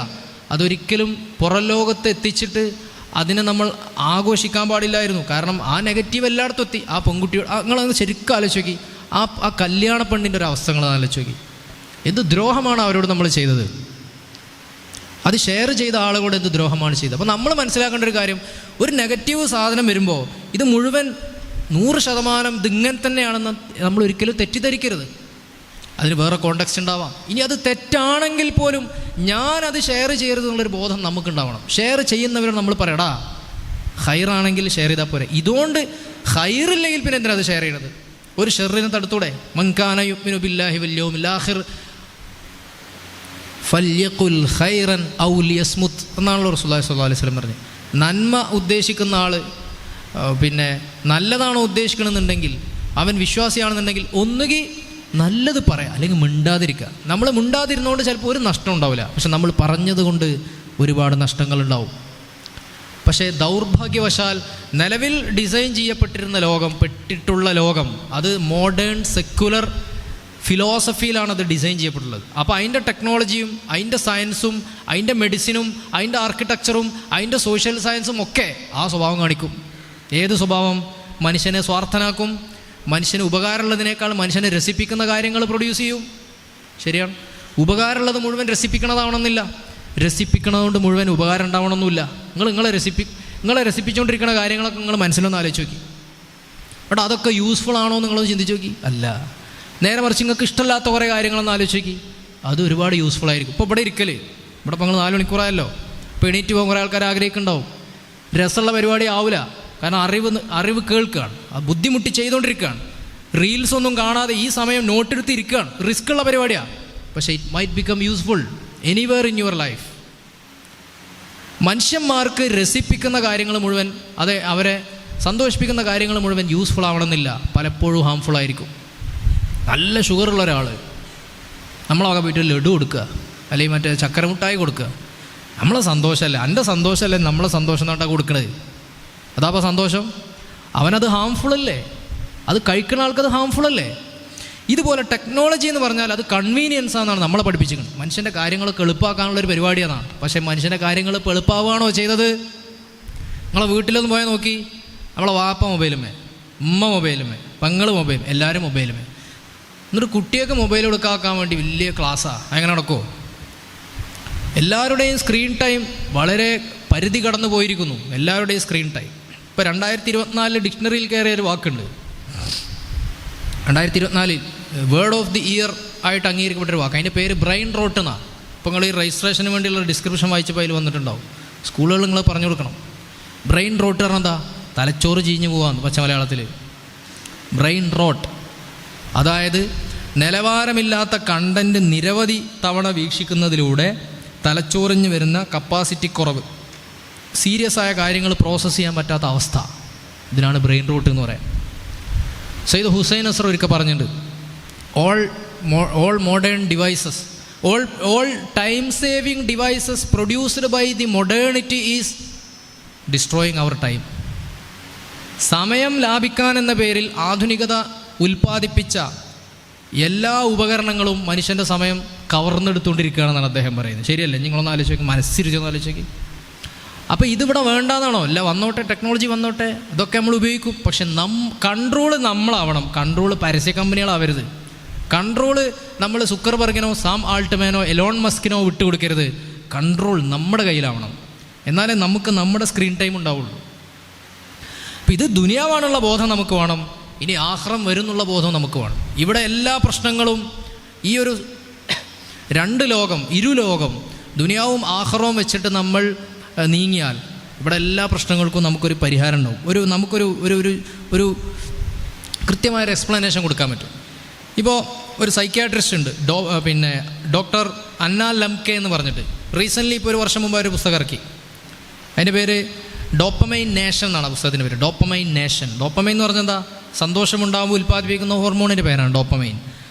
അവർ പറയുന്നത് സന്തോഷത്തെ, റെലൻറ്റ്ലെസ്ലി സീക്കിംഗ് ഹാപ്പിനെസ്, സന്തോഷത്തെ ഒരു പരിധിയുമില്ലാതെ സന്തോഷം തേടി തേടി നടന്ന അവസാനം നമുക്ക് സന്തോഷം പെയിനാണ് നമുക്ക് തന്നുകൊണ്ടിരിക്കണമെന്നാണ്. ശരിയല്ലേ? അപ്പോൾ നമ്മുടെ ഭക്ഷണശീലം, നമ്മുടെ ഷോപ്പിംഗ് ശീലം, നമ്മുടെ ബ്രാൻഡ് ധരിക്കാനുള്ള നമ്മുടെ അഭിനിവേശം, നമുക്ക് ഐഫോൺ വേണം അല്ലെങ്കിൽ മോശമുള്ള ചിന്ത, നമുക്ക് ഇന്ന ഡ്രസ്സ് വേണം അല്ലെങ്കിൽ മോശമുള്ള ചിന്ത, വണ്ടി എടുക്കുമ്പോൾ ഇന്ന വണ്ടി തന്നെ വേണം, അല്ലെങ്കിൽ എൻ്റെ കൂട്ടുകാരുടെ ഇടയിൽ നിന്നും ഞാൻ പുറത്തായി പോകുമോ എന്നുള്ള ചിന്ത. ഈ ചിന്ത മനുഷ്യൻ്റെ സമാധാനം കളയാണ് ചെയ്യുന്നത്. ഉള്ളത് കൊണ്ട് തൃപ്തിപ്പെടാനുള്ള ശേഷി മനുഷ്യൻ്റെ നശിച്ചു പോകുന്നു. ഇസ്ലാം പ്രദാനം ചെയ്യുന്ന ഏറ്റവും നല്ലൊരു മൂല്യം കനാഴത്താണ്. ഉള്ളത് കൊണ്ട് തൃപ്തിപ്പെടാനുള്ള ശേഷി അത് ഉണ്ടെങ്കിൽ ഒരാൾക്കും തോൽപ്പിക്കാൻ കഴിയില്ല. ഉള്ളത് കൊണ്ട് തൃപ്തിപ്പെടാനുള്ള ശേഷി ഇത് മനുഷ്യനൊന്നില്ലാതായിപ്പോയി. എന്നിട്ട് പകരം കൊടുക്കുന്നത് എന്താ? ഫ്രീഡം, ചോയ്സ് എന്നൊക്കെയുള്ള വേറെ ചില മൂല്യങ്ങൾ. അത് സെക്കുലർ ലിബറൽ മൂല്യങ്ങളാണ്. നിങ്ങൾക്ക് ഫ്രീഡം ഉണ്ട്, നിങ്ങൾക്ക് ഇഷ്ടം പോലെ ആവാം, നിങ്ങൾ ഇഷ്ടം പോലെ കഴിച്ചോ, നിങ്ങളെ ബോഡിയല്ലേ. പക്ഷേ വേറെ ആൾ വന്നിട്ട് പറയും ഇത്ര കഴിക്കരുത് മോനെ, ഷുഗർ വന്ന് കാർബോഹൈഡ്രേറ്റ്സ് കൂടുതൽ കയറിയ പ്രശ്നമാണ്, വയറ് വരും. അതെൻ്റെ ചോയ്സല്ലേ. ഇജാർ എൻ്റെ ശരീരത്തിൽ ഇടപെടാന്ന് പറഞ്ഞാൽ എന്ത് പരിപാടിയാണത്? അല്ല, അതെന്ത് മോശമാണ്. ഒരാൾ ദീന് വൻ നസീഹ എന്ന് അതിനാണ് പറയാം. ദീൻ എന്തിനാണ്? ദീന് നസീഹത്താണ്, ഗുണകാംക്ഷയാണ്. ഒരാളുടെ ഗുണം കാംക്ഷിക്കുക, അതിനനുസരിച്ച് പരസ്പരം നല്ല കാര്യങ്ങൾ പറഞ്ഞു കൊടുക്കുക. ഇപ്പോൾ റസൂലുള്ളാഹിൻ്റെ ചരിത്രത്തിൽ നമുക്ക് ഒരുപാട് കാണാം. സ്വഹാബി ഒന്ന് ചോദിക്കും, ഔസിനി യാ റസൂലല്ലാഹ്, ഔസിനി യാ ഫുലാൻ, ഇന്ന ആളെ. ചില ആളുകൾ തോന്നുന്നു എനിക്ക് കുറച്ച് നല്ലത് പറഞ്ഞുകൊണ്ടാണ്, ഞാൻ ഒന്ന് കേൾക്കട്ടെ, അതിനനുസരിച്ച് ജീവിതം ക്രമപ്പെടുത്താൻ. ഇപ്പം അങ്ങനെ പറയുന്ന സംഭവമേ ഇല്ല. ഔസിനി എന്ന് പറഞ്ഞ പരിപാടിയല്ല. എനിക്ക് കുറച്ച് നല്ല കാര്യങ്ങൾ പറഞ്ഞുകൊണ്ടാന്ന് ആരെങ്കിലും നിങ്ങളോട് ചോദിച്ചിട്ടുണ്ടോ? വല്ലതും പറയാൻ നിന്നാൽ പോയി പണിയോക്കടോ എന്ന് പറയലല്ലാതെ. ഇതിങ്ങനെ ഡിസൈൻ ചെയ്തെടുത്ത ലോകക്രമത്തിൽ നമ്മൾ ഇങ്ങനെ ആയിപ്പോയതാണ്. ഇതിങ്ങനെ ആവാൻ പറ്റുള്ളൂ എന്നില്ല. തീർച്ചയായിട്ടും ഒരു മാറ്റം സാധ്യമാണ്. സോഷ്യൽ മീഡിയയിൽ മാത്രമല്ല മാറ്റം സാധ്യം. ഇതിൻ്റെയൊക്കെ എഞ്ചിനീയർമാരും ഇതൊക്കെ ഡിസൈൻ ചെയ്യുന്നവരും ഇതിൻ്റെയൊക്കെ പിന്നിലുള്ള ഫിലോസഫേഴ്സും മാറിക്കഴിഞ്ഞാൽ ഇത് മാറും. പുതിയൊരു സമൂഹക്രമം നമുക്കുണ്ടാക്കാൻ പറ്റും. ആ സമൂഹക്രമം ഉണ്ടാക്കുന്നതിൻ്റെ ഭാഗമായിട്ടാണ് നമ്മൾ ഇത്തരം പരിപാടികളൊക്കെ നടത്തുന്നത്. അപ്പോൾ ഡോപ്പമൈൻ നേഷൻ എന്നുള്ള പുസ്തകത്തിൽ അവർ പറയുന്നത് ഇതാണ്: കുറച്ചൊക്കെ ബുദ്ധിമുട്ടുകൾ മനുഷ്യൻ അനുഭവിക്കണം, എന്നാലേ സുഖങ്ങൾ ആസ്വദിക്കാൻ പറ്റുള്ളൂ. സംഭവം ശരി തന്നെയാണ്. നമ്മളൊരു കയറ്റം കയറി തളർന്നാലേ നമുക്കൊരു ലൈം കുടിക്കുമ്പോൾ ഒരു സന്തോഷം ഉണ്ടാവുള്ളൂ. അതുപോലെ സുഖങ്ങൾ ചിലത് മാറ്റി നിർത്തുമ്പോഴേ നമ്മളെ കയ്യിലുള്ള സുഖം നമുക്ക് ആസ്വദിക്കാൻ പറ്റുള്ളൂ. ഇപ്പോൾ നിങ്ങൾക്ക് ഏറ്റവും ഇഷ്ടപ്പെട്ട ഒരു ഫുഡ് ഡെയിലി 3 നേരം കഴിച്ചാൽ പിന്നെ നിങ്ങൾക്ക് അത് ആസ്വദിക്കാൻ കഴിയുമോ? You can never. U will stop enjoying. അപ്പോൾ അധികമായ അളവിൽ നിങ്ങൾ കഴിച്ചുകൊണ്ടിരിക്കുക എന്ന് കരുതുക, നിങ്ങൾക്ക് അത് ഡീൽ ചെയ്യാൻ കഴിയില്ല. വളരെ വലിയ അളവിൽ നിങ്ങൾ കഴിച്ചുകൊണ്ട് എൻഗേജ് ചെയ്യാൻ കഴിയില്ല. അതിന് ആഡംബര കാറാവട്ടെ, എന്ത് സുഖങ്ങൾ നിങ്ങളൊന്ന് സങ്കല്പിച്ച് നോക്കി. ഒരു പരിധി വിട്ട് നിങ്ങളതിനെ ആസ്വദിച്ചുകൊണ്ടിരുന്നാൽ you will stop enjoying it. കാരണം ഇറ്റ് ബിക്കംസ് നോർമലൈസ്ഡ്. ഒരു സാധനം നോർമലായി കഴിഞ്ഞാൽ പിന്നെ എൻജോയ് ചെയ്യാൻ പറ്റില്ല. അപ്പോൾ എപ്പോഴും ഉള്ളത് കൊണ്ട് തൃപ്തിപ്പെടാനുള്ള ഒരു ശേഷി മനുഷ്യനിങ്ങനെ പിടിച്ചു നിൽക്കണം. അതുകൊണ്ടാണ് അള്ളാഹുവിൻ്റെ റസൂൽ പറഞ്ഞത്, വിശുദ്ധ ഖുർആനിൽ പലയിടത്തും പറഞ്ഞത്, പല സ്ഥലങ്ങളിലും പറഞ്ഞത് എന്ത്? ചില നിയമങ്ങളുണ്ട്, ആ നിയമങ്ങൾ പാലിക്കണം. ഇവിടെ ഹലാലായ സന്തോഷങ്ങളും സുഖങ്ങളും തേടണം, ഹലാലല്ലാത്തത് തേടരുത്. എത്ര വ്യക്തമാണ്, എത്ര സന്തുഷ്ടകരമായ ജീവിതമാണ് അത് സാധ്യമാക്കുന്നത്. അപ്പോൾ നമ്മുടെ വേൾഡ് വ്യൂ എന്ന് പറഞ്ഞാൽ ദുനിയാവും ആഖിറവും ചേർന്നതാണ്. നമുക്ക് ഈ ലോകമല്ല ഉള്ളത്, മറ്റൊരു ലോകം കൂടി നമുക്കുണ്ട്. ഈ ലോകം മറ്റൊരു ലോകത്തിൻ്റെ ഇവിടെ നിന്ന് നമ്മൾ നേടിയത് അവിടെ കൊയ്യുന്നു എന്ന് മാത്രം. ഒരു ഹദീസ് എനിക്ക് ഓർമ്മ വരിക. നബി സല്ലല്ലാഹു അലൈഹി വസല്ലം തങ്ങളുടെ അടുത്ത് ഒരു സ്ത്രീ വന്നിട്ട് ചോദിച്ചു, നബിയെ, ഞാൻ ഇന്നി അസ്റഉ വ ഇന്നി അതകശഫു, എനിക്ക് ഈ അപസ്മാരത്തിൻ്റെ പ്രശ്നമുണ്ട്, ആളുകളുടെ ഇടയിൽ നിന്ന് എനിക്ക് അപസ്മാരം ഉണ്ടാവും. വ ഇന്നി അതകശഫു, അപ്പം എൻ്റെ വസ്ത്രമൊക്കെ ഉരിഞ്ഞ് ആളുകൾക്ക് എൻ്റെ ഔറത്തൊക്കെ കാണും, എനിക്ക് വലിയ സങ്കടമുണ്ട്, നിങ്ങൾ ദുആ ചെയ്യണം എന്ന് പറയും. അള്ളാഹുവിൻ്റെ റസൂൽ പറഞ്ഞൊരു മറുപടി ഉണ്ട്: ഇൻ ശിഅ്തി സബർതി വലകിൽ ജന്ന വ ഇൻ ശിഅ്തി ദഅഉതില്ലാഹ അൻ യുആഫിയകി എന്ന് പറഞ്ഞു. നിനക്ക് ശമനമാണ്, രോഗത്തിൽ നിന്നും ശമനമാണ് വേണമെന്നുണ്ടെങ്കിൽ ഞാൻ ദുആ ചെയ്യാം, പടച്ച റബ്ബ് ശമനം തരും. ഇനി അതല്ല, ഇവിടെ അത് സഹിച്ചും ക്ഷമിച്ചും നീ ജീവിക്കുക എന്നുണ്ടെങ്കിൽ അതിന് പകരം നാളെ നിനക്ക് സ്വർഗ്ഗം ഉറപ്പാണ്. ഏതാ നിനക്ക് വേണ്ടതെന്ന് ചോദിക്കും. അള്ളാഹുവിൻ്റെ റസൂൽ ജീവിച്ചിരിക്കുമ്പോഴൊരു സൗകര്യമാണ് മുഅ്മിനീങ്ങൾക്കുള്ളത്. അപ്പോൾ ആ വനിത പറഞ്ഞ മറുപടി എന്താ അറിയോ? ഇന്നി അതകശഫു ഫദഉല്ലാഹലി, നബിയെ, ആ വസ്ത്രം ഉരിഞ്ഞു പോണ സംഭവം അതില്ലാതെ നിങ്ങളൊന്ന് ദുആ ചെയ്യും, മറ്റേത് ഞാൻ സഹിച്ചോളാം. എനിക്ക് അപസ്മാര രോഗിയായി ജീവിക്കാൻ ഞാൻ തയ്യാറാണ്, എനിക്ക് സ്വർഗമുണ്ട്. അപ്പോൾ ഈ സഹനം എന്നൊക്കെ പറഞ്ഞാൽ അത് മോശം പരിപാടിയാണ്. Come on, you can do it, come on, enjoy എന്നുള്ള ഒരു സംഭവമാണ്. ഒന്നും സാക്രിഫൈസ് ചെയ്യണ്ട, ഒന്നും ക്ഷമിക്കണ്ട, ഒന്നും സഹിക്കണ്ട, എല്ലാ സുഖങ്ങളും അനുഭവിക്കാം. ഇങ്ങനൊരു വേൾഡ് വ്യൂ ആണ് നമുക്കിവിടെ തന്നിട്ടുള്ളത്. അതുകൊണ്ട് തന്നെ എല്ലാം ആസ്വദിച്ച് അവസാനം ഇപ്പോൾ മൊത്തത്തിൽ പെയിനാണ് അതിൻ്റെ റിസൾട്ട് എന്നാണ് ഡോപ്പമൈൻ നേഷൻ എന്നുള്ള പുസ്തകത്തിൽ പറയുന്നത്. ഇതാണ് നമ്മുടെ ഒരു വേൾഡ് വ്യൂ. വേൾഡ് വ്യൂ എന്ന് പറഞ്ഞാൽ ലോകവീക്ഷണം എന്നാണ്. നമ്മളെങ്ങനെ പ്രപഞ്ചത്തെ കാണുന്നു, നമ്മളെങ്ങനെ നമ്മെ കാണുന്നു, നമ്മളെങ്ങനെ ചിന്തകളെ കാണുന്നു, നമ്മളെങ്ങനെ അറിവിനെ കാണുന്നു, നമ്മളെങ്ങനെ രാഷ്ട്രീയത്തെ കാണുന്നു, നമ്മളെങ്ങനെ സാമ്പത്തികത്തെ കാണുന്നു. ഈ എല്ലാ മേഖലയുമായി ബന്ധപ്പെട്ടും മുഅ്മിനിനൊരു ലോകവീക്ഷണമുണ്ട്. ആ ലോകവീക്ഷണത്തിനനുസരിച്ച് മുഅ്മിന് പോകുമ്പോൾ അവന് മനസ്സമാധാനം ഉണ്ടാവുന്നു, അവൻ്റെ ജീവിതത്തിന് അർത്ഥമുണ്ടാവുന്നു, ജീവിതത്തിന് പെർപ്പസ് ഉണ്ടാവുന്നു. പെർപ്പസ് ഇല്ലാത്ത ഒന്നും ഈ ലോകത്തില്ല. നിങ്ങൾ നോക്കി ഇവിടെ ഉള്ള എല്ലാ ഒബ്ജക്റ്റുകളും, എല്ലാ ഡിവൈസുകളും എല്ലാതും ഒരു പെർപ്പസിന് വേണ്ടി ഡിസൈൻ ചെയ്യപ്പെട്ടതാണ്. ഇവിടെ ഇത്രയും ചിന്തയും ബുദ്ധിയുള്ള മനുഷ്യൻ്റെ പിന്നിൽ, ആ മനുഷ്യൻ്റെ നിർമ്മാണത്തിന് പിന്നിൽ ഒരു പെർപ്പസും ഇല്ല എന്ന് പറഞ്ഞാൽ അതല്ലേ വിഡിത്തം, അതല്ലേ പിന്തിരിപ്പൻ. അപ്പോൾ എന്താണ് പിന്തിരിപ്പൻ, എന്താണ് പുരോഗമനം, എന്താണ് സക്സസ്, എന്താണ് ഫെയിലിയർ എന്നൊക്കെ അത് കൃത്യമായ എക്സ്പ്ലനേഷൻ നമ്മുടെ മുമ്പിലുണ്ട്. അതിനനുസരിച്ച് നമ്മൾ ജീവിക്കേണ്ടതുണ്ട്. പടച്ച റബ്ബ് തൗഫീഖ് ചെയ്യുമാറാവട്ടെ. വാഹൃദായവാന അൽഹംദുലില്ലാഹി റബ്ബിൽ ആലമീൻ. അസ്സലാമു അലൈക്കും വറഹ്മത്തുള്ളാഹി വബറകാതുഹു. ഇവിടെ രജിസ്റ്റർ ചെയ്ത് വന്ന ആളുകളാണ്. നിങ്ങൾക്കൊരു വാട്സപ്പ് ഗ്രൂപ്പൊക്കെ ഉണ്ട്. ഇൻഷാ അല്ലാഹ് നമ്മളതിൽ ഉപകാരപ്പെടുന്ന കണ്ടൻറ്റുകളൊക്കെ ഇടയ്ക്ക് വോയിസുകളായിട്ടോ ക്ലിപ്പുകളായിട്ടോ പലതായിട്ടോ നമ്മുടെ വിദ്യാർത്ഥികളൊക്കെ അത് ഡീൽ ചെയ്തുകൊണ്ടിരിക്കുന്നുണ്ട്. അവർ നിങ്ങൾക്ക് എത്തിച്ചു തരും. ആവശ്യമുള്ളവർക്ക് അത് ഉപയോഗിക്കാം, അല്ലാത്തവർക്ക് ആ ഗ്രൂപ്പ് ലീവ് ചെയ്യാം. അതിലുണ്ടെങ്കിൽ തീർച്ചയായിട്ടും നിങ്ങൾക്ക് അതിൻ്റെ ഗുണം, ഉപകാരം ജീവിതത്തിൽ ഉണ്ടാവും എന്ന് പ്രത്യേകം പറയാൻ ആഗ്രഹിക്കുന്നു. അസ്സലാമു അലൈക്കും വറഹ്മത്തുള്ളാഹി വബറകാതുഹു.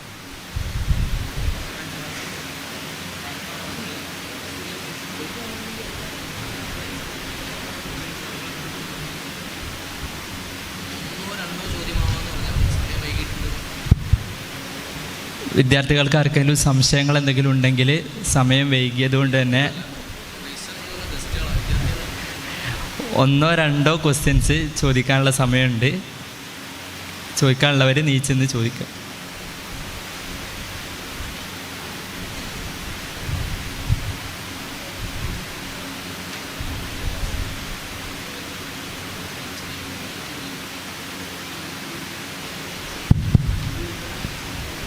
അസ്സലാമു അലൈക്കും. ഈ സയൻസൊക്കെ പറയുന്നത് മനുഷ്യൻ്റെ എല്ലാ കാര്യങ്ങളൊക്കെ ഒരു മെറ്റീരിയൽ ആയിട്ടുള്ള കാര്യങ്ങളാണെന്ന് പറയും. മനുഷ്യൻ ഉണ്ടായതാവട്ടെ എന്തായാലും മനുഷ്യനുമായി ബന്ധപ്പെട്ട എല്ലാ കാര്യങ്ങളും മെറ്റീരിയലാണെന്ന് പറയുന്നത്. ഒരു നിലക്ക് അത് സമ്മതിച്ചു കൊടുക്കുകയാണെങ്കിൽ, എന്ന് വെച്ചാൽ മനുഷ്യന് ഉണ്ടായതൊക്കെ ഫുൾ മെറ്റീരിയൽ ആയിട്ടുള്ള കാര്യങ്ങളൊക്കെയാണ്. ഓക്കെ, അങ്ങനെയൊക്കെയാണെന്നുണ്ടെങ്കിൽ ഈ മനുഷ്യൻ്റെ ഉള്ളിലുണ്ടാകുന്ന ഫീലിങ്സ്, മൊറാലിറ്റി, അങ്ങനത്തെ കാര്യങ്ങളൊക്കെ ഉണ്ടല്ലോ, അതൊക്കെ മെറ്റീരിയൽ കൊണ്ട് ഉണ്ടാക്കാൻ പറ്റൂലല്ലോ. അതുപോലെ തന്നെ ഈ ഭൂമി രൂപപ്പെടുന്നതിൻ്റെ തിയറി പറയും, ഒരു ബിഗ് ബാങ് തിയറിയിലൂടെയാണ് ഭൂമി രൂപപ്പെട്ടതെന്ന് ശാസ്ത്രം പറയുന്നു. ഒരു നിലക്ക് അത് നമ്മൾ സമ്മതിച്ചു കൊടുക്കുകയാണെങ്കിലും ഈ ബിഗ് ബാങ് തിയറിക്ക് പ്രേരകമായിട്ടുള്ളത് അതിന് പിന്നിൽ എന്തെങ്കിലും ഉണ്ടാവുമല്ലോ. അപ്പം ഇതൊക്കെ എന്താണ്, ചിലപ്പോൾ ചിന്തിച്ചാൽ ചിലപ്പോൾ കിട്ടുന്ന ഒരു കാര്യം തന്നെയല്ലേ. അപ്പം ഇതൊക്കെ ശാസ്ത്രം മനഃപൂർവ്വം അവഗണിക്കുകയാണോ, ചിന്തിക്കാതിരിക്കുകയാണോ എന്ന് ചോദ്യം. പിന്നെ മറ്റൊരു കാര്യം, ഇത് വേറെ ചോദ്യമാണ്. എന്ന് വെച്ചാൽ നമ്മൾ വിശ്വാസികളൊക്കെ ഒരു അന്ധവിശ്വാസികളല്ലേ? അത് എസ്വർണ ക്വസ്റ്റ്യൻ ആണ്. എന്തെങ്കിലും ആഡിങ്സ് ഉണ്ടെങ്കിൽ പറയാം. അല്ലദീന യുമിനൂന ബിൽ ഗൈബി എന്നല്ലേ ഈ രണ്ട്. അപ്പോൾ ശാസ്ത്രം ഇതൊക്കെ മനഃപൂർവ്വം അവഗണിക്കുകയാണോ? ആണ് എന്നാണ് റൂപ്പർട്ട് ഷെൽഡ്രേക്കൊക്കെ പറയുന്നത്. സയൻസ് ഡെല്യൂഷൻ എന്ന് പറഞ്ഞൊരു പുസ്തകമുണ്ട്.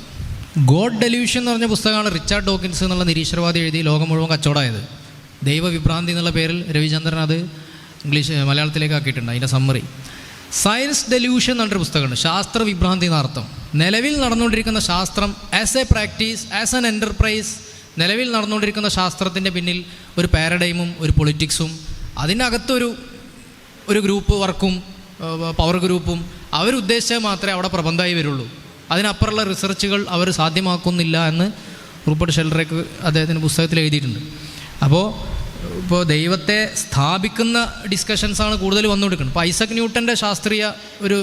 ന്യൂട്ടൻ്റെ ശാസ്ത്രം വന്നപ്പോൾ ഇവിടെ എല്ലാവരും ഇനി പ്രപഞ്ചം ഒരു യന്ത്രമായിട്ട് ആണ് ന്യൂട്ടോണിയൻ ഫിസിക്സ് പ്രപഞ്ചത്തെ ഒരു യന്ത്രമായിട്ടാണ് വിഭാവനം ചെയ്തത്. അപ്പോൾ ഒരു യന്ത്രം പോലെ അത് പ്രവർത്തിച്ചുകൊണ്ടിരിക്കുകയാണ്. അതിന് നിർമ്മാതാവിൻ്റെ ആവശ്യമൊന്നുമില്ല.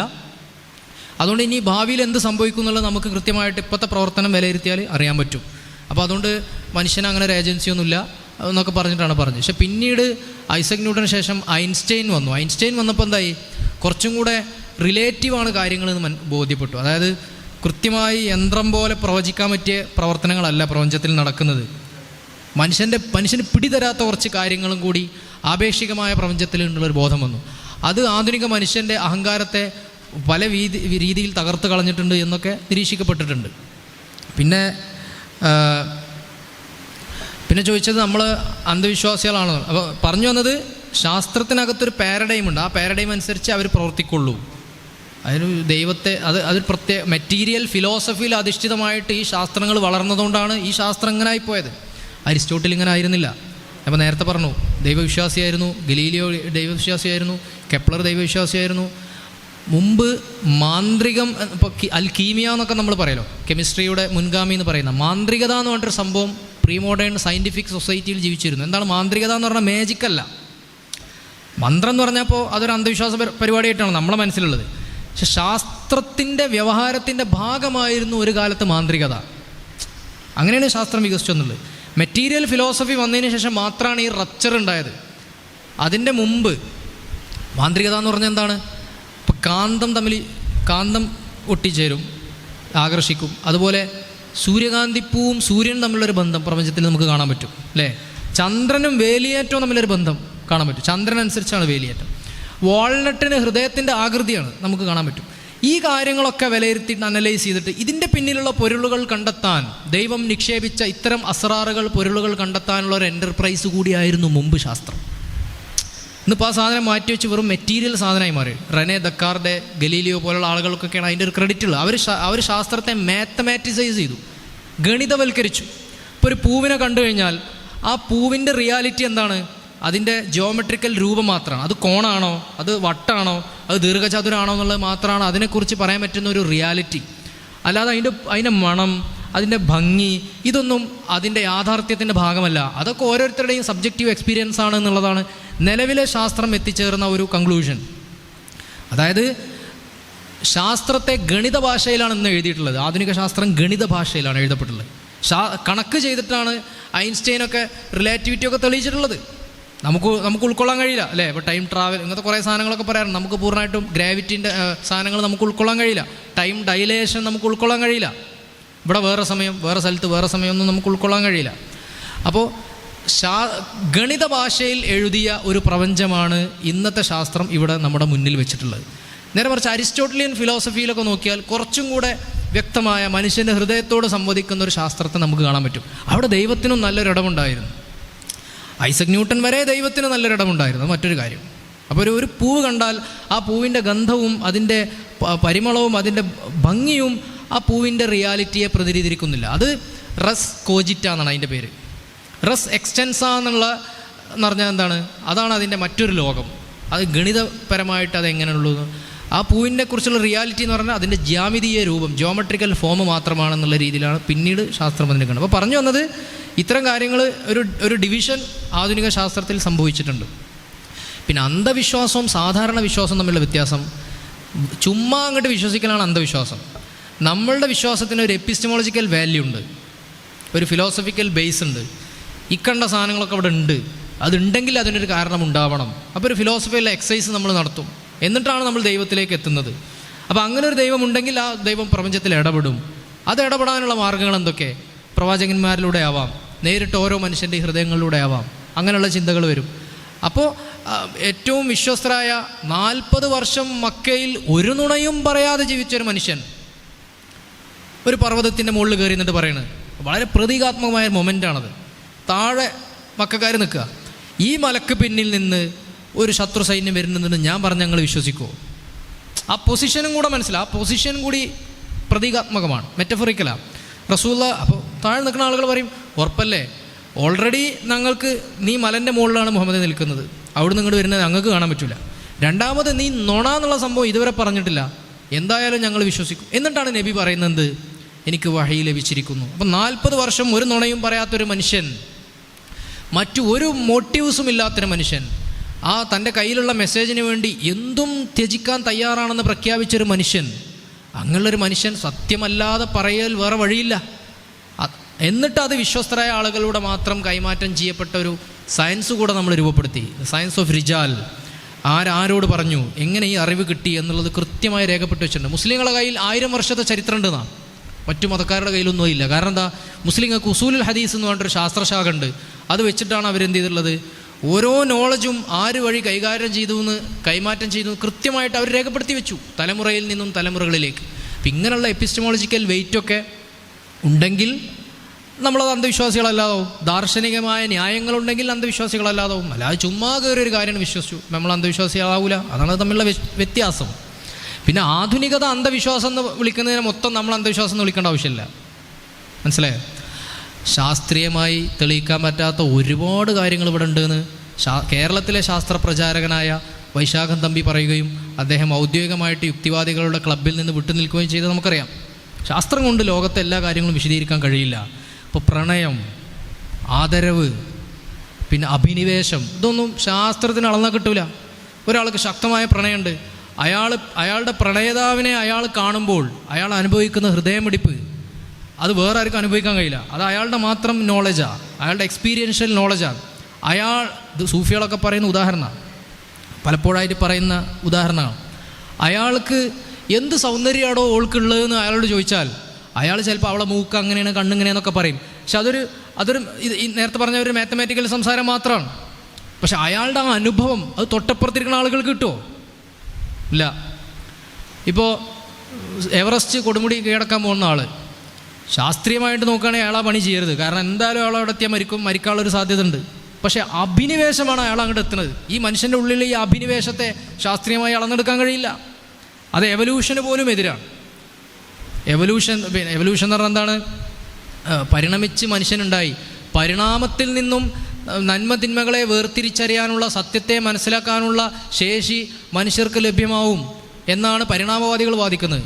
പക്ഷേ പരിണാമത്തിൽ നിന്നും അങ്ങനെയാണെന്നുണ്ടെങ്കിൽ മനുഷ്യന് ഇത്ര അഭിനിവേശങ്ങളൊന്നും ഉണ്ടാവാൻ പാടില്ലായിരുന്നു. എവറസ്റ്റ് കീഴടക്കാനുള്ള മോഹങ്ങളൊന്നും ഉണ്ടാവാൻ പാടില്ലായിരുന്നു. ആകാശത്തുകൂടെ വിമാനത്തിൽ പറക്കാനും സ്പേസ് എക്സിൽ മുകളിലോട്ട് പോകാനുള്ള അഭിനിവേശം ഉണ്ടാവാൻ പാടില്ലായിരുന്നു. കാരണം അത് ഡേഞ്ചറാണ്, സർവൈവലിനെ ബാധിക്കും. സർവൈവൽ ഓഫ് ദി ഫിറ്റസ്റ്റ് എന്നാണല്ലോ.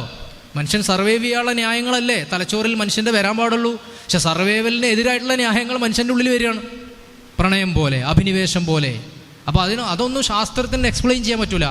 അതൊക്കെ മനുഷ്യൻ്റെ വളരെ ആത്മീയമായ മൂല്യങ്ങളായിട്ടാണ് നമ്മൾ അതിനെ കാണുന്നത്. രണ്ടാമത്തെ ചോദ്യം ഉണ്ടെങ്കിൽ ചോദിച്ചോളൂ. ഇത്ര നീളത്തിൽ മറുപടി പറയില്ല, നിങ്ങൾക്ക് ആ ബേജാറ് വേണ്ട. ഇൻഷാ അല്ലാഹ് 1-2 ചോദ്യം മാത്രം, സമയം വൈകിയതുകൊണ്ടാണ്. നിങ്ങളിപ്പോൾ ഒറ്റ ഇരിപ്പിന് വളരെ പ്ലെയിനായിട്ടാണ് ഇപ്പോൾ കേട്ടിട്ടുള്ളത്. എല്ലാതും നിങ്ങൾക്ക് മനസ്സിലായിട്ടില്ല എന്ന് നിങ്ങളെ മുഖം കണ്ടാൽ എനിക്ക് ഉറപ്പുണ്ട്. അതുകൊണ്ട് നിങ്ങൾ ചെയ്യേണ്ടത്, ഇതിൻ്റെ വീഡിയോ ഒക്കെ വരുമ്പോൾ നിങ്ങളത് പഠിച്ച് കേൾക്കുകയും അത് നോട്ട് ചെയ്യുകയും അതിനെക്കുറിച്ച് റിഫ്ലക്റ്റ് ചെയ്യുകയും മറ്റുള്ളവർ ഡിസ്കസ് ചെയ്ത് ഡിബേറ്റ് ചെയ്ത് അതൊരു നോളജാക്കി നിങ്ങൾ മാറ്റണം എന്നാണ് എനിക്കിപ്പോൾ നിങ്ങളോട് അപേക്ഷിക്കാനുള്ളത്. ഇപ്പോൾ കിട്ടിയത് നോളജല്ല. ഇപ്പോൾ ഇങ്ങനെ കിട്ടിയിട്ടുണ്ട്, കുറേ ഡാറ്റ കയറിയിട്ടുണ്ട്, ചിലത് നോളജായി മാറിയിട്ടുണ്ട്, ശരിയാണ്. പക്ഷെ നിങ്ങൾ എടുത്ത നോട്ടുകൾ നിങ്ങളെ കയ്യിലുണ്ടാവണം. ഇനി നിങ്ങളിത് കേൾക്കണം, എന്നിട്ട് പിന്നെ അതിനെക്കുറിച്ച് നിങ്ങൾ ആലോചിക്കണം.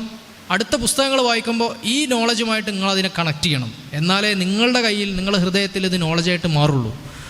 അത് പ്രത്യേകം നിങ്ങൾ ഉണർത്താൻ ഈ അവസരം ഉപയോഗപ്പെടുത്തുക. ഇനി പ്രത്യേകിച്ച് ചോദ്യങ്ങളൊന്നും ഇല്ലെങ്കിൽ ഇൻഷാ അല്ലാഹ് നമുക്ക് നിർത്താം.